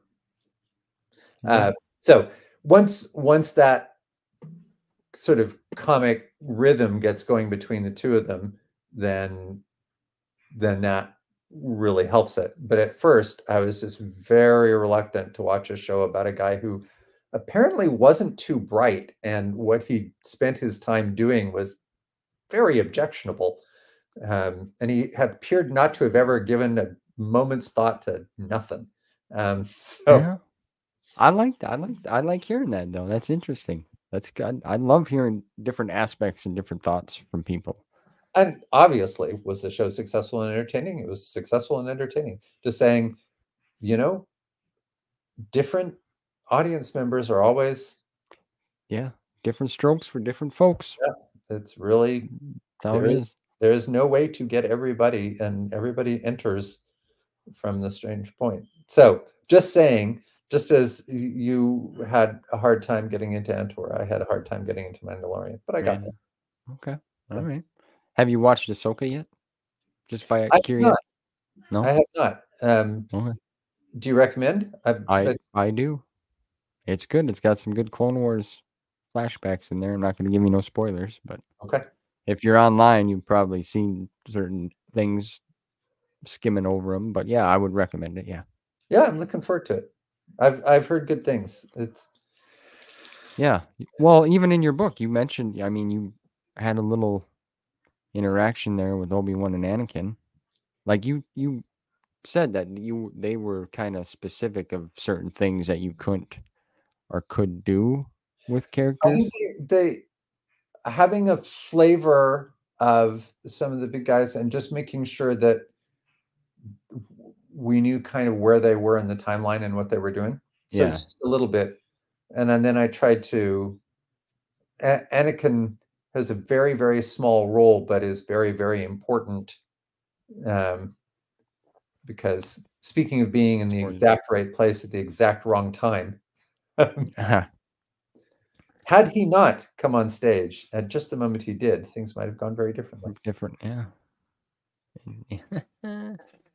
Yeah. Well, I recommend I recommend Ahsoka. Yeah, I think you would enjoy it. I do. I I think you would. someone sent me uh, a piece from one of the sort of compendia of Star Wars timelines or whatever, which is a letter from Ahsoka to Scout, and I was excited to see that. That's cool. It was in a piece written by a guy named Jason Fry. Oh. Uh, and meaningful to me, here's a Dark Rendezvous story. So I knew enough to know that in the timeline, the next thing that was going to happen, there was maybe one book after mine or maybe one other something, but then it was the movie. And the movie would be The Massacre in the Temple. And I started writing, and then after a couple of weeks, I actually reached out to Lucasfilm and Del Rey, whomever the brain trust was, and I said, I know this is going to sound crazy, but I don't think I can write this book if both of my Padawans are just going to be dead in 6 months. It just feels terrible to be writing a story about people as if it matters when I know that it doesn't and they're just going to be dead. So I'm going to need you to tell me. You can even break your word to me. Yeah. Just You tell me that one of them will survive. And they said, okay. Uh, it, Scout will survive. But I love to see proof that she did. yeah. So, Yeah. Well, that's cool that you did that. I had no idea because yeah, you don't want to put work and effort and time into a character to have them just kind of washed off. and You know. it's not even just the work and time. It's that, how do I say this? I felt, I'm not trying to say this is logical, by the way. Okay. I felt in a false position with the characters. I felt as if I was misleading them. To a demise. Uh, so here's idiosyncratic take, going back to sort of more traditional writers. There's a bunch of writers from the early 20th century that I like, and one I just don't. His name is E.M. Forster. He wrote a book called A Passage to India, and a couple of others. But E.M. Forster's characters are always being forced to do things to make points that E.M. Forster wants to make. And they don't have, he does not appear to respect their dignity as individuals. Again, obviously, this makes no sense. I'm just making it up. However, all I can tell you is that's how it feels. It feels important that your characters have their own dignity, have their own, that you respect that they have, you know, that they are real. Yeah. And writing the book felt like I was trying to con them. I was making them do these things and go on these adventures when I knew, as they did not, that it was all pointless. Yeah. So I felt that I was in a false relationship with them. Again, no part of this makes any sense. I can just tell you that emotion. No, I I get it. I get it from you. Like I understand that. Like I'll never experience that because you're the writer. but you're creating something a real to someone. It's going to be real, just as real as that gentleman that wants the color of Right, June. right. Or even better, to go back to the marble, you're discovering someone who is real. Yeah.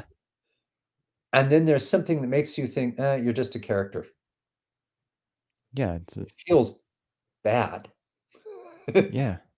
Like you just broke the tip of your pencil off on the test. So Yeah. Yeah. Because I mean, even the Jedi Masters, Chimeric. mhm. Sometimes I struggle with, depending on how the We all do, man. author wants this, because Yeah. you there's a bunch of U's in this one, and there's like three R's, and it's like, holy man. I have a terribly embarrassing story about a name in that book that we can get to if there's time. So anyway, you were Well, saying about Chimeric. well, just like the backstory or who continues that on. Yeah. Like you said, Mr. Fry wrote a letter to Scout Yeah. from That's nice. Ahsoka. See, I know that I have been informed that it is not true, but when I was watching The Mandalorian, I saw Baby Yoda who got smuggled out of the temple at the last second during the massacre. In my head, I totally know who would have been the person doing that. I know that's not how it actually happened, But yeah, ironically, to you. but I know that very few people survived. I know that Scout was one of them, and I know that her particular thing is she tends to get there a split second just ahead of what everybody else is. Right. So in my personal canon, Eh? I think that is, let us say, credible. But I also have been informed that there is a real canon answer, so I will gracefully withdraw. Right. But it's okay to think about it, right? Was there any backstory of creating him? We Yeah. or Yeah, well, I mean, that's Max Leem's apprentice, yeah, right? And yeah, yeah. Chimeric Scouts. So he was a character who's in the script for the show. He's the one that does not survive. It's, you see Right. Anakin cut him down. Yep. So uh, so you're I mean, a lot of what you do in art, right, is you make themes and variations. You make chords, just like instead of 3 separate notes, you have a little chord. So I was going to have the Padawan who was the least, and then whom the Force was weakest. So I was going to pair her with someone for whom the Force was very strong. And Scout is someone who's all forward momentum, as it were, Yep. and very sure of some things about herself. Whereas so for people who haven't read the book, Right. I'll just gloss very quickly.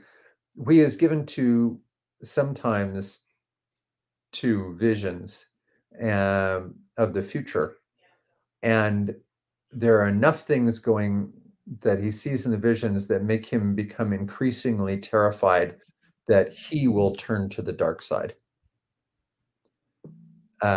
So Scout is I'm just trying to stay up so I can help the light, but not sort of worried at that existential level. Whereas he is, I have all the power, but I think I might be a bad person. I'm trying not to be, I don't want to be, but I feel the potential and it could go that way. And then he goes to a place where if that was ever going to happen, it's going to happen. And of course, his story is also a little theme and variation on what's going on with Yoda and Dooku, which is again, which way are you going to break? Yeah. Interesting. And so there is a moment in the book where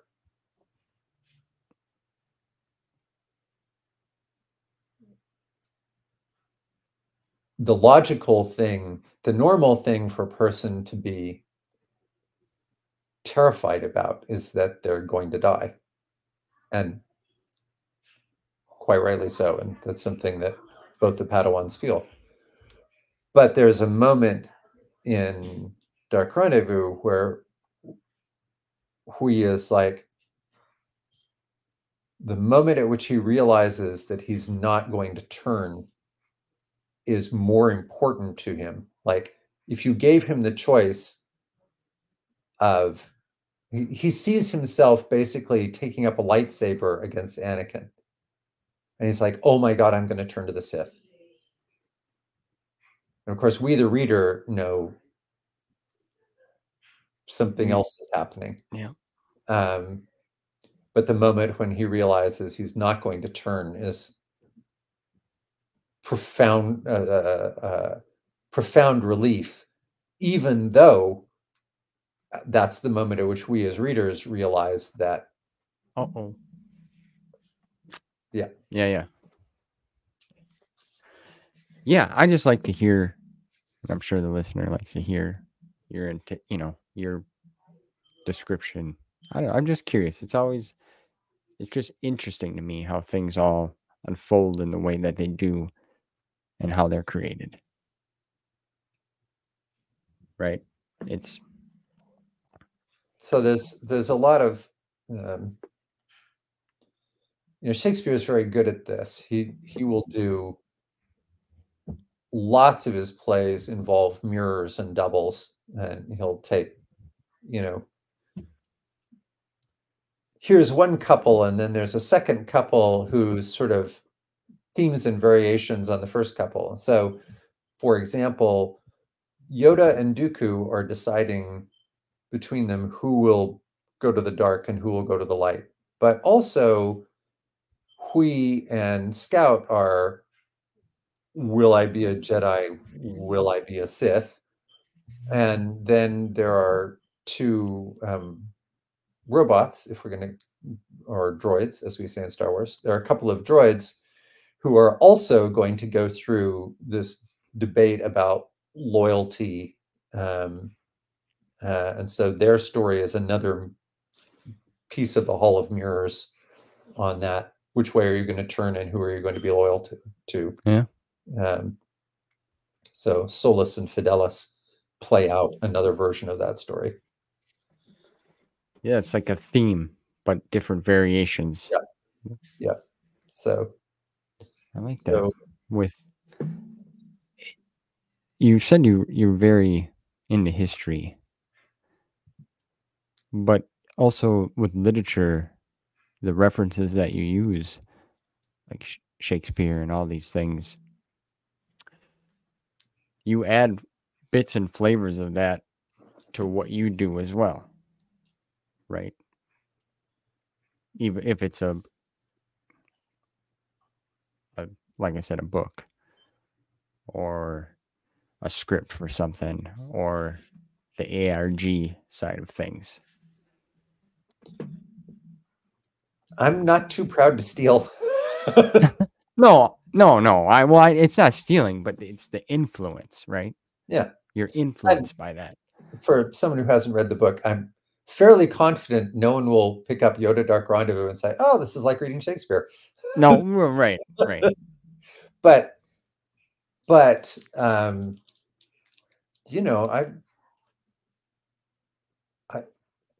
I guess one thing I share a little bit with Scout is I'll use any tool at hand to make it happen. And you did it and you nailed it, in my opinion. Oh, well, I'm so glad you think so. There's a lot of people been telling stories for a long time, and you can learn a lot if you pay attention. Go ahead. I was just gonna say, I want to reread it now. I'm because there's, like you said, there's bits and pieces. We live in the moment when we're reading it, right? So you explaining it to me now is bringing back some of the things that happened, but it's it's blurry in some areas, Yeah, right? sure. I mean, that's just the fact. I mean, Yeah, but yeah, of course. Of course. um, my buddy that's gonna watch this, who's currently reading it, I'm excited to hear what he has to say about some of the things you said. But I didn't mean to cut you off there. I just No, wanted to. believe me, as should be obvious by now, cutting me off is a good idea and should be done more often by just about everybody. Ah, well, it's. I mean, I'm glad that the folks that put Legends Con together got you kind of back involved. Not saying that you weren't, because I don't want to talk about the Yeah, no. galactic thing, but It's to shine perfectly. some light on this, on you in the book, and I was everyone says that you were great with the fans, and that's awesome. Like, that's good. Genuine. You're a genuine guy. Is from what I heard, and that, well, that's nice to hear. yeah, Um, uh, yeah, I mean, you know, there's an ongoing subtext in this conversation about respect, and I think if well, the way art works, making a piece of art is like making a match, but the art doesn't happen until somebody else lights the match, right? There is no Yoda Dark Rendezvous without you. right, You know what I mean? yeah, Without yeah, it only happens in the conjunction between the author and the audience. And it is a work of art lives in this funny half space, this faster than light dimension suspended halfway between the artist and the audience. And it's something that, yeah, uh, yeah. Well, it's just us showing appreciation to you for making something special happen for us. You get what I'm saying? hmm. Well, when that does, that's very rewarding because I think um, so. Here's another TMI way to put it. So I grew up an only child, um, single parent family, mom working. I am the textbook Gen X latchkey kid, Ah, um, and uh, the other kids I went to school with were not much interested in knowing the days of the week in Elvish. So my childhood was I didn't really have any friends or siblings, and it was mostly me by myself um, for a long span of years. And which what I did was read, and one of the reasons I read was basically to have friends. I, I'm a science fiction guy in some senses, but I ended up reading more fantasy a lot because I just spending time with the characters was the most important thing for me. yeah, Um, so it's meaningful to me at quite a personal, visceral level when the work connects with other people because it's like not being alone. yeah. It's like uh, I'm- it's like meeting the other kids I would have been friends with if we had known we existed. Yeah, um, and it's nice to be part of that thing. To be, it's just nice to connect. I do value that sense of connecting with people, both in art and in you know yeah, real life. yeah. I was the only child until I was 10. Then I had a sister. Mm, Didn't have a bad childhood, but I was always the little kid. I right, wasn't ever a big guy. right, I'm right. 130 pounds. Um, so I didn't do sports. I Right. wasn't athletic. Yeah. Um, then when I got older, I started weightlifting and got in pretty good shape, and then got hurt from that. Mm. And now I'm here doing this because Star Wars, like, was that safe space I could go to where there was hope and there was fun, and it just took me away. And Yep. now it brought me into doing this, Yep. to talking with you. Like, I never thought I'd be talking to Mr. Sean Stewart, the author, creator, innovator, the whole shebang, or Mr. Bongiorno, or the next Yep. person, Yep. Mr. Hanley, whoever, down the line, just Yep. regular people, Yep. even regular people. Yep. And like I said, I was looking forward to this all week because my job, nothing.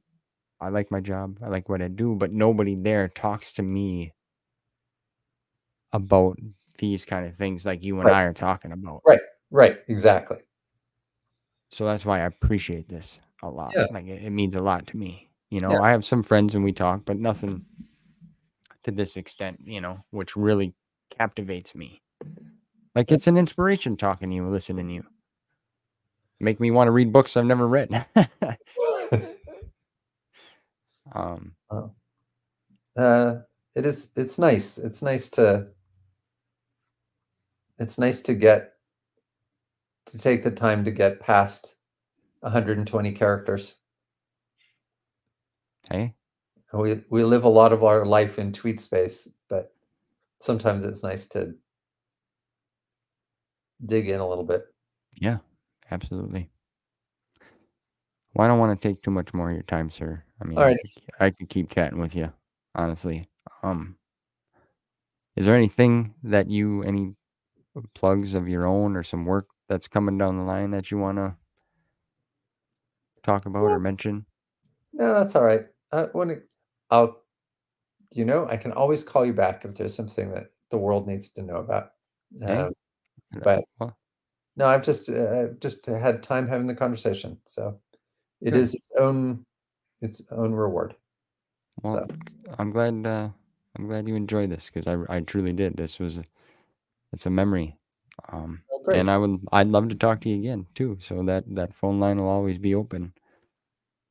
I hope you all enjoyed this conversation with Mr. Stewart and got some insight, Yoda Dark Rendezvous, and also some other things. He's had a lot of milestones in his career, that's for sure. I thank everyone for your support. If you like what I'm doing here, you know what to do. And until next time, see you guys soon.